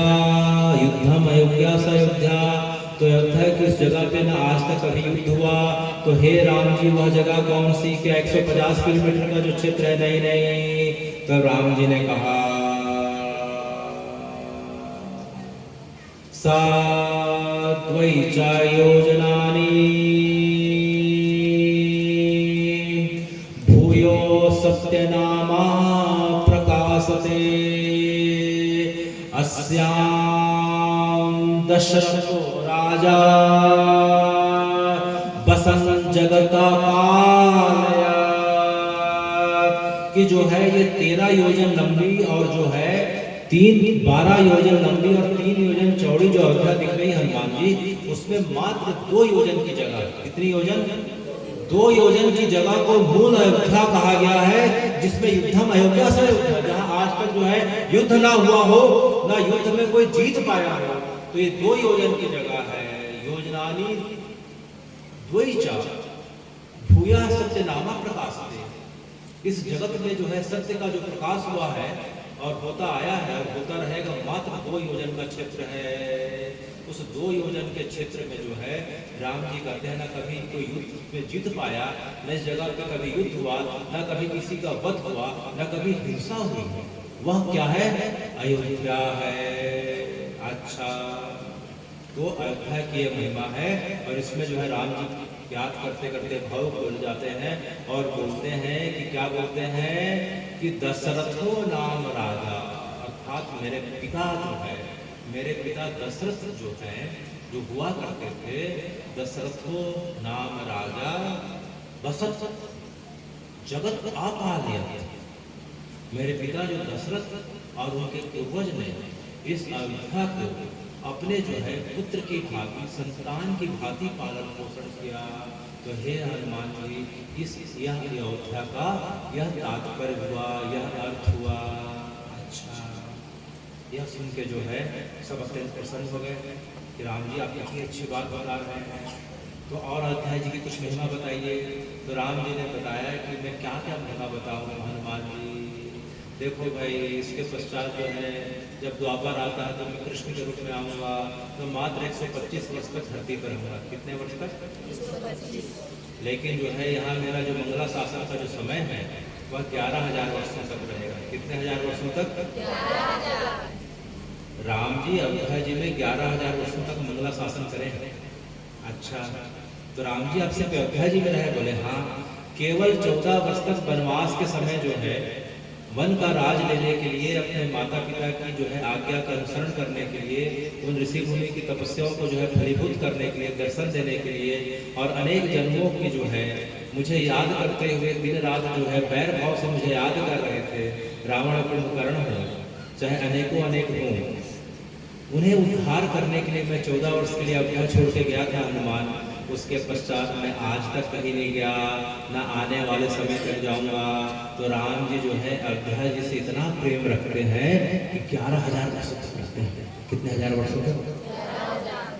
तो देखो भाई, भगवान कृष्ण के रूप में जब आप आते हैं तो आपका देखो हम कितना अजीबोगरीब देख रहे हैं। जन्म होता है मथुरा कारागार में, उसके बाद जो है आप आधी रात को चले जाते हैं गोकुल में, फिर कुछ दिन के पश्चात 2 वर्ष होता है तो आप चले जाते हैं नंदगांव में, फिर 6 वर्ष की अवस्था लगती है आप आ जाते हैं वृंदावन में, फिर 11.5 वर्ष होते हैं फिर मथुरा में आते हैं मामा जी को उद्धार करने के लिए, फिर 25 वर्ष तक की अवस्था तक मथुरा में रहते हैं, फिर आने वाले 100 वर्षों तक आप द्वारका चले जाते हैं, फिर जो है अपना शरीर सोमनाथ में छोड़ते हैं। तो हे भगवान, ये बड़ी आपको पुराण लीला दिखाई दे रही है। इससे अच्छा तो सीधा सपाट है राम जी हमें आपका लग रहा है। आपका प्राकट्य भी जो है अयोध्या जी में हुआ, सरयू जी के किनारे। अच्छा, आपकी बाल लीला भी वही हुई। अच्छा, उसके बाद इसकी शिक्षा दीक्षा भी वही हुई। कृष्ण की शिक्षा, भगवान की शिक्षा तो उज्जैन जो हुई थी सांदीपनी आश्रम में। अच्छा, तो आपकी शिक्षा भी वशिष्ठ आश्रम में अयोध्या जी में हुई, गुरुकुल में। उसके पश्चात जो है मात्र 14 वर्ष को छोड़ के आप जो है आने के पश्चात जब सिंहासन पर आरूढ़ होते हैं तो 11,000 वर्षों तक मंगला शासन करते हुए आप जो है अयोध्या जी में ही जो है सरयू जी में गुप्तार घाट में, सरयू जी का एक घाट है, क्या बोलते हैं उसे? श्री गुप्तार घाट। आप जो है अपना शरीर जो है अयोध्या जी के गोद में ही छोड़ते हैं सरयू जी के। तो हे राम जी, आपको अयोध्या जी इतनी जो है प्रिय लगती है। और इसका प्रमाण तो राम जी कहते हैं, देखो भाई रामचरितमानस में उत्तरकांड में क्या लिखा है? जद्यपि सब बैकुंठ बखानी, क्या बोलते हैं? वेद पुराण विदित सब जानी, अवधपुरी संप्री नहीं सोई, यह प्रसंग जाने कोई। तो देखो हनुमान जी, ये बात जो है बहुत कम लोग को पता है। बाकी सबको तो पता है, मुझे बैकुंठ अच्छा लगता है, साकेत अच्छा लगता है, लेकिन मैं आप सबको बता रहा हूँ। आप सबको बता रहा हूँ कि मुझे अयोध्या जी जैसे कोई जगह अच्छी नहीं लगती, वैकुंठ भी अच्छा नहीं लगता, चाहे रमा वैकुंठ हो चाहे नित्य वैकुंठ हो, मुझे अच्छा नहीं लगता। मुझे तो ये सबसे अच्छा लगता है, अति प्रिय मोहे यहाँ के वासी, मम धामदा पुरी सुख राशि। यह जो है पूरी जो है सुख की राशि प्रदान करने वाली है और मुझे यहाँ के लोग अत्यंत प्रिय लगते हैं। ये समझ में आया? तो राम जी खुद अपने जो है मुख से अयोध्या जी का बखान कर रहे हैं, अयोध्या जी ऐसी है। तो यह बात सुनते सुनते जो है हमें एक चीज समझ में आनी चाहिए कि लोग बोलते हैं कि हमारे कुल देवता कौन है, हमारा कुल स्थान कौन है। सबके मन में प्रश्न आता है कि नहीं आता है? सभी के घर में कुल देवता होते हैं, ग्राम देवता कुल देवता होते हैं, ठीक है। अगर किसी को अपने कुल देवता का पता नहीं है, तो अपने पूर्वजों का ठीक से पता नहीं है, तो हमारा जो है प्रत्येक व्यक्ति का जो है अलग अलग कुल देवता है, कुल तीर्थ है, तो तीर्थ का पता नहीं हो तो जिसे भी पता नहीं हो कोई बात नहीं है, तो अच्छी बात, नहीं हो तो और अच्छी बात। तो यह बात जो है प्रमाण के साथ हमारे बीच बताई जा रही है कि जो है हमारी उत्पत्ति का जो स्रोत है वह जो है मनु महाराज है। कौन है? मनु महाराज। ब्रह्मा जी से मरीच हुए, ब्रह्मऋषि से विवस्वान मनु हुए, विवस्वान मनु से सृष्टि का प्रारंभ हुआ, उससे व्यवस्थ मनु हुए, सृष्टि और फैली, इक्ष्वाकु मनु के माध्यम से जो है इस प्रकार से पूरे पृथ्वी में जो है इस प्रकार से पृथ्वी में जो है मनुष्यों का विस्तार होने लगा। तो मनु से हम मानव बनते हैं। तो मनु कौन है? मनु महाराज जो है राम जी के पूर्वज है सतयुग के। तो हमारे जो है पूर्वजों के पूर्वज अर्थात जो है हमारे आदि पिता कौन है? हमारे पिता के पिता अर्थात जो है हमारे मूल पिता कौन है? ये मनु महाराज है और हम उन्हीं के संतान मानव कहलाते हैं। और हमारा मूल स्थान क्या है? हमारा मूल स्थान मूल तीर्थ अयोध्या जी है और हमारे मूल माता पिता कुल देवी और देवता जानकी राम है, सीता राम है।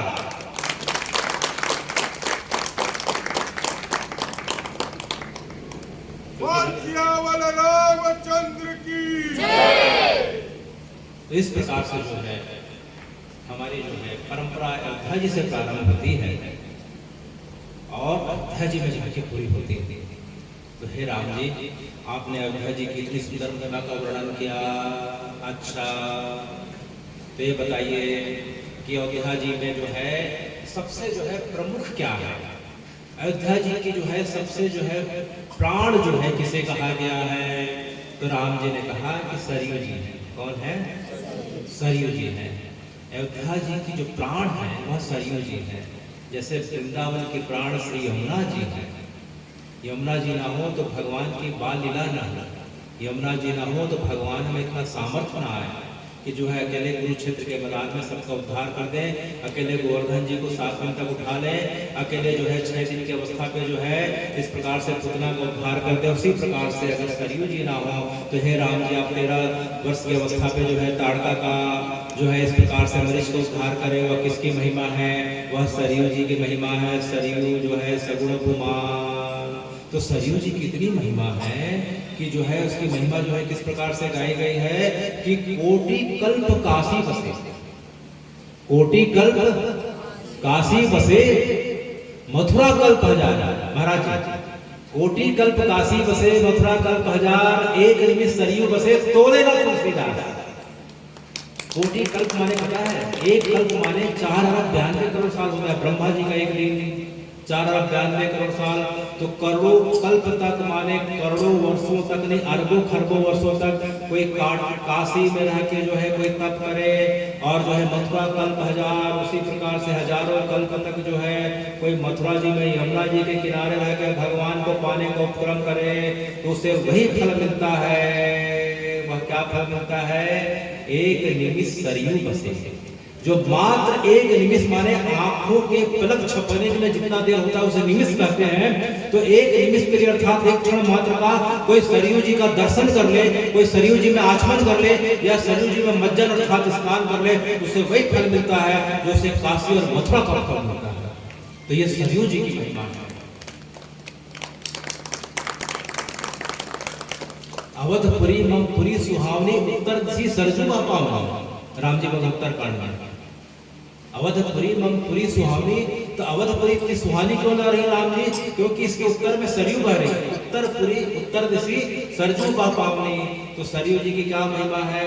जा मज्जन ते बिनहि प्रयासा। जा मज्जनते बिनहि प्रयासा मम समीप नर पावहि वासा। कि मात्र जिसके मज्जन करने से, स्नान करने से, आचमन करने से और दोनों संभव नहीं हो पाए, तो हे राम जी मात्र जो है सरयू जी को बस जो है याद कर लेने मात्र से, जिस प्रकार से हम याद कर रहे हैं सरयू जी को, मम समीप नर पावहि वासा, तो वह व्यक्ति जो है मेरे गोद में बैठने का अधिकारी है। तो हे राम जी इस प्रकार से महिमा बताई गई है। क्यों? गंगा जी की महिमा नहीं है? अभी तो आप गंगा जी के बारे में बता रहे थे। राम जी ने कहा देखो भाई ऐसा है कि गंगा जी से जो है प्राचीन जो है सरयू जी है। इस धरा की सबसे प्राचीन नगरी कौन सी है? सबसे पहली नगरी, पहला शहर, पहला पुरी कौन सा है? अयोध्या जी। पहला शहर कौन सा है? अयोध्या जी। और पहली जो पवित्र नदी कौन है? श्री सरयू जी। इसका प्रमाण जो है सप्तपुरियों के वर्णन में आता है। अयोध्या, मथुरा, माया, काशी, कांची, अवंतिका, पुरी, द्वारावती च सप्तैति मोक्षदायिका। ये जो सप्तपुरियां जो आई हैं, तो पहली पुरी कौन से? अयोध्या। पहले अयोध्या आई। पुरियों में सबसे पहली पुरी कौन सी है? अयोध्या। तो अयोध्या से सबसे पहले जो है मनुष्यों का विस्तार हुआ, जन्म हुआ, विस्तार हुआ, जिससे हमारा कुल परंपरा आगे चला, जिससे हम बढ़ते बढ़ते यहाँ तक आ गए। तो अयोध्या हमारी मूल स्थली है, पहली पुरी है, पहली मानव सभ्यता का उद्भव वही हुआ था। अयोध्या, मथुरा, उसके बाद क्या हुआ? मथुरा, फिर माया माने जो हरिद्वार, अयोध्या, मथुरा, माया, काशी माने बनारस, काशी, वाराणसी, अयोध्या, मथुरा, माया, काशी, कांची, कांचीपुरम, अवंतिका माने उज्जैन। ठीक है मिसाल। तो 7 पुरियों में सबसे प्राचीन पुरी और पहली पुरी कौन सा है? श्री अयोध्या जी। तो जब श्री अयोध्या जी जब आ गए, तो इक्ष्वाकु मनु ने देखा कि जो है लोग धीरे धीरे बढ़ते जा रहे हैं, उनके निस्तार के लिए क्या किया जाए, क्या व्यवस्था की जाए। तो कुछ व्यवस्था दिख नहीं रही थी। तो जो है उन्होंने वशिष्ठ जी के पास जाके गुहार लगाई। वशिष्ठ जी जो है सतयुग के समय से, जब से अयोध्या जी को भगवान ने वैकुंठ से भेजा, तो वशिष्ठ जी को साथ में भेजा। किसे साथ में भेजा? वशिष्ठ जी को साथ में भेजा। तो वशिष्ठ जी तब से है, सतयुग के समय से। राम जी के समय तो है ही, वशिष्ठ जी उस समय से है। तो इक्ष्वाकु जी ने देखा कि जो है अयोध्या में मनुष्यों का विस्तार हो रहा है, प्रजा बढ़ते जा रही है, उनके निस्तारी की व्यवस्था नहीं है, साधु संतों के त्रिकाल संध्या की व्यवस्था नहीं, तो फिर क्या करें? तो वशिष्ठ जी के पास जाते हैं। वशिष्ठ जी ने बोला, सोचा कि सही बात है। तब फिर उन्होंने ध्यान लगाया, बोले अच्छा तब भैया चलो हिमालय। कहाँ चलो? हिमालय चलो। तो हिमालय जाते हैं और हिमालय में जाके उन्होंने तप किया। तो तप करने के बाद उन्हें जो है भगवान की प्रेरणा हुई, इस जगह पे मैं विद्यमान हूँ, वशिष्ठ जी आप इक्ष्वाकु को आज्ञा करें कि मेरे को जो है इस प्रकार से हिमालय से, अर्थात हिमालय का हिस्सा दिखाई पड़ रहा है जिसे मान सरोवर कहते हैं। क्या कहते हैं? मान सरोवर कहते हैं। तो वशिष्ठ जी के तप से जो है उन्हें भगवान की प्रेरणा हुई। वशिष्ठ जी ने जो है इक्ष्वाकु को कहा कि इक्ष्वाकु जो है मुझे पता मिल गया, त्रिलोक के निवारणी, पाप निवासनी जो है मुझे जो है पता मिल गया, इसका नाम क्या है? वशिष्ठ जी को उन्होंने कहा इसका नाम सरयू जी है। अच्छा, तो इक्ष्वाकु जी ने पूछा कि इस सरयू जी है? बोले हाँ। तो क्या करना होगा? इस सरयू जी को नीचे लाना पड़ेगा मृत्यु लोक में, ताकि जो है प्रजा का विस्तार हो सके, क्योंकि उस समय प्रजा जो है अयोध्या जी और राज के पास जो है हमने सुना कि 13 योजन और 2 योजन में मनुष्यों का विस्तार हुआ करता था। तो फिर जो है इक्ष्वाकु ने मेहनत करी, उपक्रम किया और उनके कारण जो है सरयू जी मान सरोवर से इस प्रकार से नीचे आते गई और आके जो है इस प्रकार से अयोध्या जी में आ गई। तो सरयू जी को पृथ्वी पर लाने का श्रेय किसका है? इक्ष्वाकु जी का। किसकी प्रेरणा से? वशिष्ठ जी की प्रेरणा से। तो वशिष्ठ जी की प्रेरणा से इक्ष्वाकु जी ने सरयू जी को नीचे लाया। इसलिए जो है सरयू जी का एक नाम जो है वासिष्ठी है। क्या नाम है? वासिष्ठी। वाह लगाने से जो है बड़ा मात्रा लगा देते हैं तो आत्मजा बोल हो जाता है, स्त्री कन्या का। जिस प्रकार से राजा भगीरथ ने गंगा जी को पृथ्वी पर लाया, तो गंगा जी का नाम भागी रथी है। गंगा जी का नाम क्या है? भागी रथी है। उसी प्रकार से जो है वसुदेव के पुत्र भगवान हुए तो वासुदेव कहलाते हैं। उसी प्रकार से जो है इक्ष्वाकु को वशिष्ठ जी ने प्रेरणा दी, मानसरोवर से जो है निकलते निकलते जो है सरयू जी पृथ्वी पर आती हैं। तो हे राम जी, ये सरयू जी मानसरोवर में कैसे आई है? सरयू जी मानसरोवर में कैसे आई और इसका नाम सरयू कैसे पड़ा? तो राम जी ने कहा कि हनुमान जी, आपका प्रश्न जो है मुझे बड़ा आनंदित कर रहा है।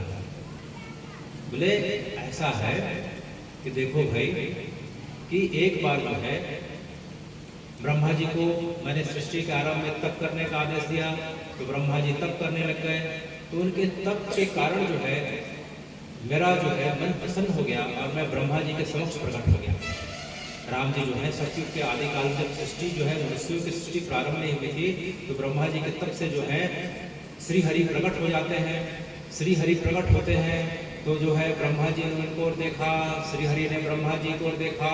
तो श्री हरि ने देखा कि ब्रह्मा जी इतने युगों से तपस्या कर रहे हैं। तो ब्रह्मा जी के तप को देख के भगवान का जो है भगवान की आंखें करुणा से भर गई। किससे भर गई? करुणा से भर गई। और भगवान की आंखों से उस करुणा के बिंदु जो है निश्चित हो गए, उस प्रकार से टपकने लग गए। तो ब्रह्मा जी ने सोचा, अरे अरे ये तो श्रीहरि की आंखों के आंसू हैं, कोई साधारण आंसू नहीं हो सकते। उसे उन्होंने अपने कमंडल में रख लिया। कहाँ रख लिया? कमंडल में रख लिया। और कमंडल में रखने के पश्चात जो है उन्होंने सोचा फिर मैं क्या करूँ। तो उन्होंने उस जो है फिर क्या किया कि अपने मन के संकल्प से जो है हिमालय में एक सरोवर का निर्माण किया। उसे हम मान सरोवर कहते हैं। मनसा निर्मिता सरासा मान सरोवरा। तो भगवान ब्रह्मा जी के मन से प्रकट हुई। इसका मतलब क्या है? हम कोई भी कार्य करने जाएंगे तो सबसे पहला विचार हमारे मन में आता है। चाहे हमें जो है पानी पीना हो, कुछ खाना हो, कुछ कार्य करना, विचार मन से आएंगे। मन से जो आता है उसके बाद जो हम शरीर रूप से उसको जो है क्रियान्वित करते हैं। विचार तो मन से ही आते हैं। तो ब्रह्मा जी के मन में संकल्प आया, उन्होंने जो है इस प्रकार से जो है उस सरोवर का निर्माण करवा दिया, जिसे हम मान सरोवर कहते हैं। उसी सरोवर में जो है भगवान के जो अश्रु समुच्छलित हुए थे उसे जो है उस सरोवर में क्या कर दिया? स्थिर कर दिया, रख दिया, मिला दिया। तो चूंकि मान सरोवर से, सरोवर माने तालाब, सरोवर माने तालाब, तो सरोवर से निकली है सरयू जी। उसका नाम इसलिए क्या पड़ा? सरोवर से सर से निकली है। सर माने क्या होता है? तालाब। तो सर से निकलने के कारण का नाम क्या कहलाया? सरयू। सरजात निश्रिता सा सरयू। सरजात निश्रिता, जो सर से निकले, सरोवर से निकले, वह सरयू है। अच्छा, या उसका एक दूसरी परिभाषा क्या आती है? या स्वयं पद्मनाभस्थ, पद्मनाभस्थ माने श्री हरि भगवान विष्णु जी। या स्वयं पद्मनाभस्थ नेत्र कमलाकृता सा सरयू। जो भगवान के पद्मनाभ के जो कमल नेत्र से जो निश्रित हुई है वह सरयू जी है। क्यों भाई गोपी? ठीक है। तो सरयू जी की क्या परिभाषा है? या स्वयं पद्मनाभस्थ कमलात नेत्र कमलाकृता सा सरयू। तो इस प्रकार से सरयू, तो जो सरयू जी का जो जल है, सरयू सगुण पुमान, इसका मतलब क्या होता है? अयोध्या पर ब्रह्म सरयू सगुण पुमान, इसका मतलब क्या होता है कि राम जी के जो आंखों से अश्रुओं से जो निकली है वह सरयू जो है वह साधारण कोई नदी नहीं है, वह साधारण जल नहीं है। वह कैसे? वह ऐसे कि हमारा जो शरीर है, हमारा शरीर जो है पंचभूतों से बना है। अभी हम समझते हैं कि पृथ्वी जल वायु अग्नि आकाश से मिलकर शरीर बना है, पंचभूत या रचत शरीरा।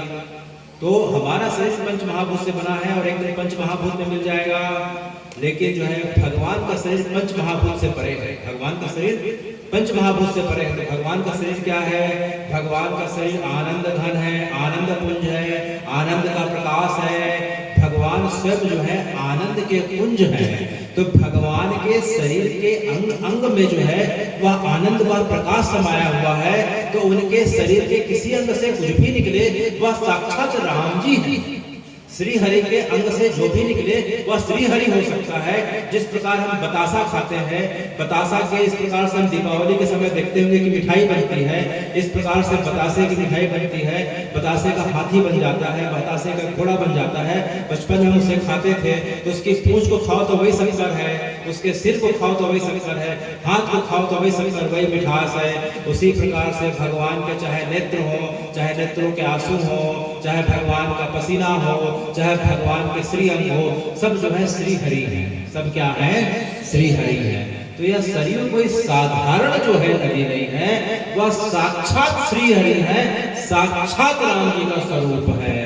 इसलिए कोई सरयू जी को कोई साधारण जो है नदी समझने का अपराध न कर बैठे। कभी अयोध्या जी जाए तो इसलिए सरयू जी का बड़ा सम्मान करना चाहिए कि सरयू जी के सामने खड़े हैं तो राम जी के सामने खड़े हैं। अच्छा, सरयू जी में स्नान के लिए जा रहे हैं तो हम राम जी की गोद में जा रहे हैं। अच्छा, सरयू जी का आचमन कर रहे हैं तो हमारे आचमन सीधे राम जी के पास पहुंच जा रहे हैं।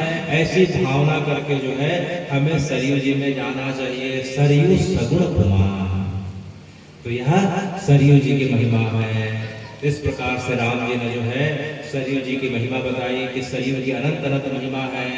और सरयू जी जो है, सरयू जी के किनारे अयोध्या जी बसी हुई है और उस 2 योजन में जो है उस अयोध्या जी का जो आकार है, उस संरचना है, वह किसके आकार की है?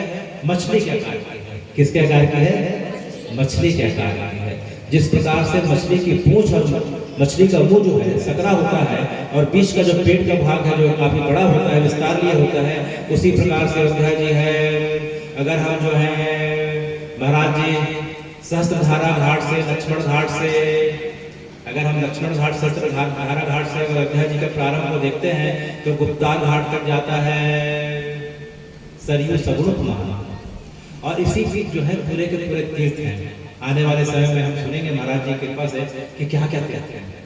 इसी में सब तीर्थ हैं। इसी में जो है इन्हीं क्षेत्र में राम जी ने अपना बचपन से लेके जो है युवा काल से लेके जो है मंगला शासन करते हुए इसी जगह पे अपना शरीर को, अपनी लीला को पूरी करी है। तो यह सरयू जी है, यह कोई साधारण जल नहीं है। तो राम जी बोलते हैं कि जा मज्जन बिनहि प्रयासा मन समीप नर पावहि पासा। इसका मतलब क्या हुआ? तो गंगा जी जो है राम जी को जो है धाम को जो है प्रदान करने वाली नहीं है क्या? सिर्फ सरयू जी है क्या? उसका एक बड़ा बारीक जो है, एक बारीक जो है विश्लेषण आता है। देखिए, गंगा जी को पाप धोनी कहा जाता है, पाप को धोने वाली, पाप को नाश करने वाली गंगा जी कहा जाता है। तो हम गंगा जी में गए, गंगा जी में डुबकी लगा लिए। गंगा जी में जब डुबकी लगाने से हमें अनेक जन्मों के पाप की निवृत्ति हो गई। लेकिन गंगा जी से निकल गए, फिर संसार में आ गए तो फिर पाप जो है धीरे धीरे आने लग गए, पाप भर कर गए तो फिर ज्यों का त्यों हो गया। तो गंगा जी पाप को धोती है। गंगा जी की बड़ी महिमा, अच्छी बात है। लेकिन हे सरयू जी, आपकी क्या महिमा है?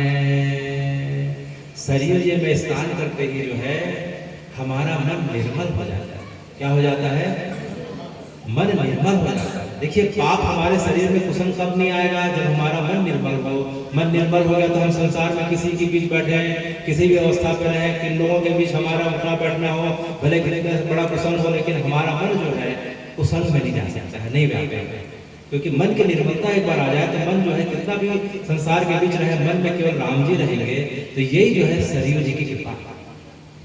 तो सरयू सगुण कुमार और जा मज्जनते बिनहि प्रयासा मम समीप नर पावहि पासा। ये मतलब हो रहा है कि सरयू जी के स्नान करने से, मज्जन करने से, दर्शन करने से या सरयू जी के स्मरण करने मात्र से जो है सरयू जी हमारे मन को निर्मल करने लग जाती हैं।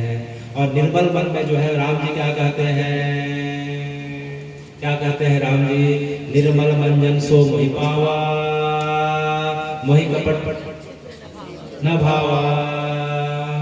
तो निर्मलता आएगी, वह निर्मलता आएगी अयोध्या जी में सरयू जी का स्नान करने से, मज्जन करने से, आचमन करने से। तो हे राम जी, आप ये बताइए कि सब लोग सरयू जी नहीं जा पाए, अयोध्या जी ना जा पाए, तो फिर उनके लिए, हम सब के लिए क्या? तभी बताए यत् निवासी जगन्नाथो सत्यम सत्यम वदामि हम। जो जिस जगह पे बैठ के सरयू जी को याद कर लेता है, अयोध्या जी को याद कर लेता है और राम जी की कथा सुन लेता है और उसके तद अनुरूप थोड़ा बहुत आचरण कर लेता है, तो उसके ऊपर वही कृपा होती है जो सरयू जी में मज्जन करने से होती है, अयोध्या जी में निवास करने से होती है। तो ये वही कृपा है जो हम सबके ऊपर हो रही है। अच्छा, इस प्रकार से हे राम जी, आपने अनेक तरीके से हमें सरयू जी और अयोध्या जी की महिमा के बारे में बताया।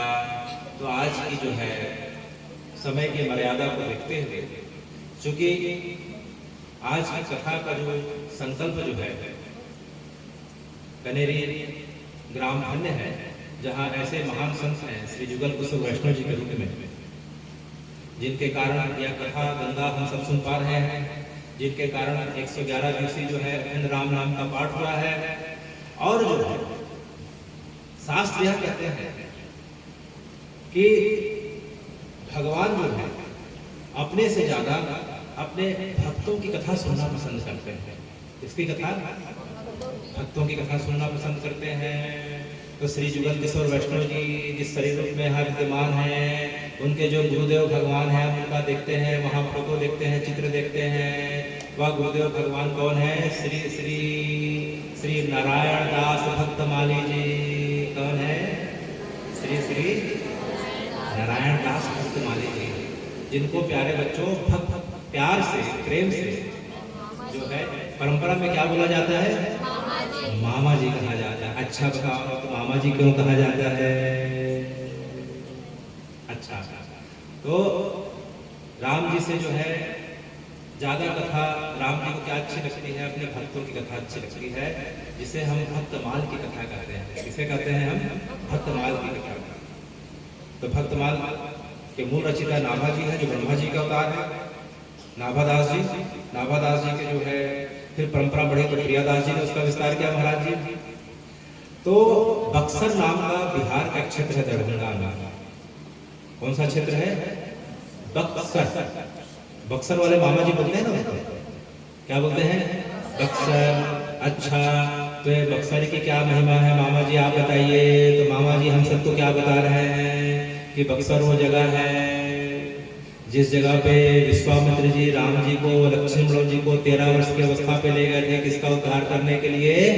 ताड़का का। किसका उद्धार करने के लिए गए थे? वह क्षेत्र कौन सा है? बक्सर। तो विश्वामित्र का जो आश्रम जो तब था आज भी है, वह आश्रम क्या कहलाता है? सिद्धाश्रम। क्या कहलाता है? सिद्धाश्रम। कोई भी जाके बक्सर में सिद्धाश्रम का दर्शन कर सकता है महाराज। तो बक्सर क्षेत्र में जो है इस प्रकार से राम जी जो है विश्वामित्र जी के साथ जाते हैं, ताड़का को उद्धार करते हैं। मरीच को एक फलक का बाण मारते हैं, तो मरीच कहाँ संयोजन की दूरी पे जाके गिरता है, वह जगह वर्तमान में मारिसस कहलाती है बच्चों। क्या कहलाती है? मरीच से क्या बन गया? मरीसस बन गया। उसके पश्चात फिर जो है राम जी आगे बढ़ते हैं विश्वामित्र जी के साथ। तो विश्वामित्र जी उनको लेके एक आश्रम जाते हैं। आश्रम में वहाँ अहिल्या जी जड़ रूप में थी, पत्थर के रूप में नहीं। इसका हम कभी सुनेंगे बात, जड़ रूप में थी, क्योंकि उनकी बुद्धि जड़ हो गई थी मर्यादा का हनन करने के कारण। तो राम जी ने जो है विश्वामित्र जी की आज्ञा मान के उनके ऊपर कृपा करती है और अपने मूल चैतन्य स्वरूप को प्राप्त करती है। तो वह जगह जो है बक्सर क्षेत्र में जो है अहियारा गांव नाम का है। उस जगह पे अहिल्या जी का आश्रम है। अहिल्या जी के नाम से अहियारा का जो है ग्राम पड़ता है। तो वही क्षेत्र जो है बक्सर क्षेत्र में जो है गाँव पड़ता है पांडेपट्टी। क्या पड़ता है महाराज जी? पांडेपट्टी। तो आपके गुरु महाराज जी पांडेपट्टी गाँव के थे, विप्रकुल के हैं। और बचपन से कई जन्मों का संस्कार के कारण जो है 22 वर्ष की अवस्था पे सरकारी नौकरी पे थे। तो उन्हें जो है उसी समय खाकी बाबा जी का, श्री खाकी बाबा जी का सानिध्य प्राप्त हुआ। उनके जो है इस प्रकार से जो है उनके प्रभाव से जो है इतने प्रभावित होते हैं कि अपनी नौकरी छोड़ के उनके जो है शिष्य का जो है उनके साथ जो है दीक्षा ले रखते हैं और धीरे धीरे उनका प्रभाव बढ़ने लग जाता है। नाम जाप का, सत्संग का प्रभाव बढ़ जाता है। और एक बार जो है फलाहारी बाबा जी के साथ में जब उनका सानिध्य होता है, इसके पश्चात जो है हम संक्षेप में सुन रहे हैं, इसके पश्चात जो है वृंदावन चले जाते हैं। कहाँ चले जाते हैं? वृंदावन चले जाते हैं। और आपके गुरु भगवान जो है वृंदावन में सुदामा कुटी में, कौन से कुटी में? वृंदावन में प्रसिद्ध कुटी को सुदामा कुटी कहते हैं। सुदामा कुटी में उस समय जो है श्री जगन्नाथ जी जो है रहा करते थे। और जो है उस समय जो है भक्तमाल का जो है सबसे ज्यादा उन्हें ज्ञान था और सबसे ज्यादा भक्तमाल की कथा लोगों को बताया करते थे। तो उनके सानिध्य में आपने जो है भक्तमाल की कथा का जो है अध्ययन किया और उसका प्रभाव इतना पड़ा कि जो है आने वाले समय में जो सबसे ज्यादा भक्तमाल की कथा के आप जो है प्रकाश करने वाले हो गए। और इसी गुण के कारण जो है आपको जो है उनके द्वारा श्री भक्तमाली जी की उपाधि मिली, श्री नारायण दास भक्त। उसके पश्चात वृंदावन में रहते रहते उनके मन में जो है अपने क्षेत्र का जो है वियोग सताने लगा। इसके पश्चात जो है धीरे धीरे उनके मन में जो है जुगल की भावना करते हुए वह जुगल उनके हृदय में जो है सीताराम के रूप में प्रकट कर किस रूप में प्रकट हुए? सीताराम के रूप में प्रकट हो गए। उसके पश्चात वृंदावन से जो है कहाँ चले जाते हैं? अपने जन्म क्षेत्र कर्म में चले जाते हैं, बस बक्सर चले जाते हैं और बक्सर क्षेत्र में जाके जो है इस प्रकार भगवान के नाम का कथा को उन्होंने जो है प्रचार किया और उन्हीं के द्वारा और खाकी बाबा के प्रयास से जो है तब से लेकर आज तक जो है प्रत्येक वर्ष जब जानकी पंचमी का जब विवाह का समय आता है जानकी जी का, तो महाराज जी सबसे बड़े साक्षी हैं। तो जो है तब से लेकर आज तक जो है सीएपी मिलन महोत्सव जो है तब से लेकर आज तक जो है होता आया है। महाराज जी ने अनेकों वर्ष जो है इसका अनुभव किया है। उस जगह पे जो है भारतवर्ष के वर्तमान के जितने बड़े संत हैं, चाहे श्री राजेंद्र दास जी महाराज जी हों, श्री रामभद्राचार्य जी, श्री राघवाचार्य जी, अनेक संतों ने उस जगह पर जाकर राम जी की कथा गाई है और सब लोगों को जो है इस प्रकार से राम जी की कथा का नाम का प्रकाश किया गया। तो ऐसे जो है गुरुदेव के सानिध्य में जो है आपने जो है अपनी दीक्षा ग्रहण करी, तो आप जो शरीर रूप में यहाँ विद्यमान है, तो हम आपको शरीर के रूप में ना देखते हुए जो है हम यहाँ देख रहे हैं कि आप जो है अपनी अवस्था में जो है बाल अवस्था पूरी करते हुए जो है आप काशी जाके जो है महादेव की सेवा कर रहे थे। तभी आपको जो वृंदावन के जो संत है प्रेमानंद जी महाराज, हम सुनते हैं प्रेमानंद जी, तो प्रेमानंद जी उस समय जो है वृंदावन में शंकर जी पार्वती जी भक्ति करते थे। तो 6 दिनों के भूखे रहने के पश्चात जो है आपको प्रेरणा हुई और आपने प्रेमानंद जी जो है संकट मोचन हनुमान जी का प्रसाद ग्रहण कराया। उसके पश्चात जो है प्रेमानंद जी आपके साथ जो है तुलसी जी का जो तुलसी भवन है, वहाँ जो है तुलसीदास जी जहाँ रहते थे, उस जगह पे प्रेमानंद जी आपके साथ 6 वर्षों तक सानिध्य में रहे। उसके बाद प्रेमानंद जी जो है उनको प्रेरणा हुई, वृंदावन आते हैं, फिर उन्हें जो है राधा कृष्ण की भक्ति मिलती है और उन्हीं के द्वारा फिर जो है आपको वृंदावन बुला लिया गया। आप वर्तमान में जो है वृंदावन में अपने माता जी के साथ जो है ब्रजरक्ष को पार रहे हैं और अपनी माता जी को ब्रजरक्ष पवा रहे हैं। तो ऐसे संत जो है और ऐसे गुरु को जो है उनके गुरु को हम प्रणाम करते हैं। इस भक्त मार्ग को जो है कथा को प्रणाम करते हैं, इस रामचरित मानस को हम प्रणाम करते हैं और इस बनेरी ग्राम के माध्यम से हम जो है इस कथा को सुन रहे हैं। इसलिए जो कथा सुनते सुनते आप सब जो है जगन्नाथ स्वरूप हो गए हैं। इसलिए जो है मैं आप सबको प्रणाम करते हुए अपनी वाणी को विराम देता हूँ और आखिरी में जो है नाम संकीर्तन के साथ जो है आज की कथा की पूर्णता होती है। मुझसे कुछ भी जो है त्रुटि हुई हो तो मुझे अपना पुत्र समझ के, भाई समझ के जो है मुझे क्षमा करेंगे और इसी आशा के साथ नाम संकीर्तन के साथ दूसरे दिन की कथा में आपसे पुनः मिलने का जो है आशीर्वाद देते हुए हे राम जी। हरे कृष्ण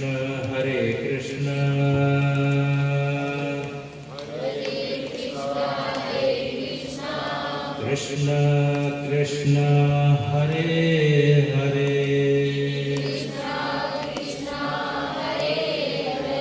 हरे राम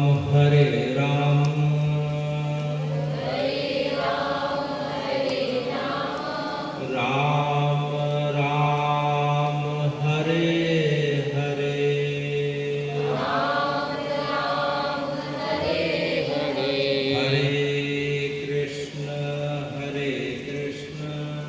हरे कृष्ण कृष्ण कृष्ण हरे हरे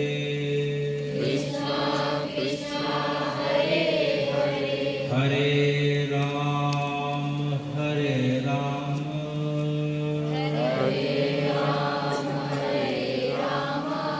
राम राम हरे हरे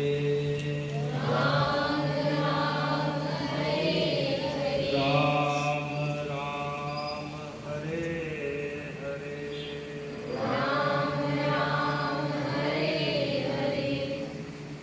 व्रतव्रते संयुक्तं मन्निनां योजितं मया दीपं गृहाणदेश त्रैलोक्यमिरापहं। सब लोग आरती गाएंगे।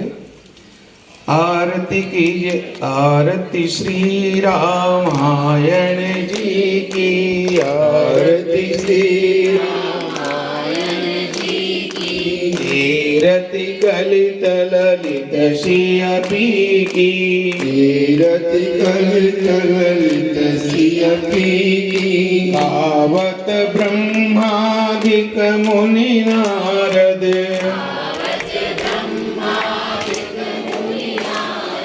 वाल्मीक विज्ञान विशारद, वाल्मीक विज्ञान विशारद। सुख शनकादिशेष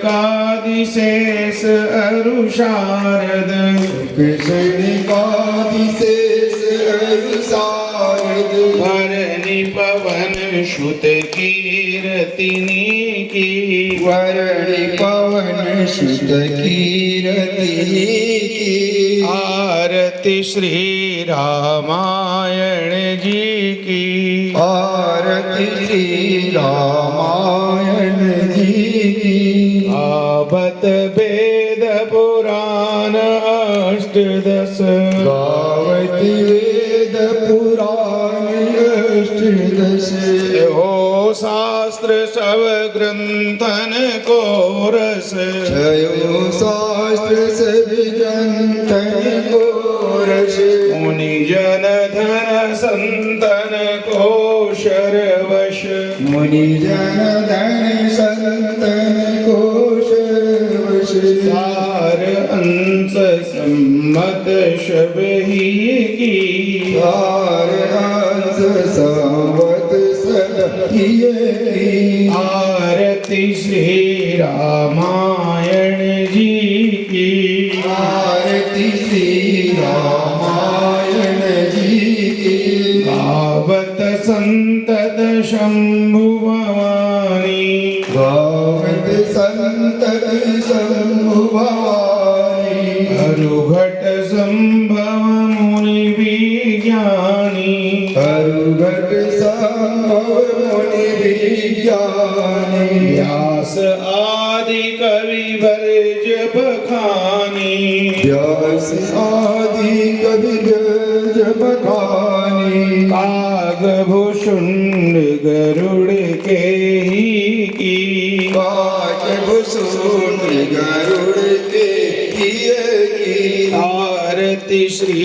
रामायण जी की आरती श्री रामायण जी की कलिमल हरण विषय रस पी की कलिमलाण विशेष पीकी भग श्रृंगार मुक्ति युवती की सुभग सिंगार मूर्ति युवती की दलन रोग भव मूर्यमी की दलन रोग भव मूर्यमी की आत्मा तो शब विधि तुलसी की बात मात सब विधि तुलसी की आरती श्री रामायण जी की भारत श्री रामायण जी की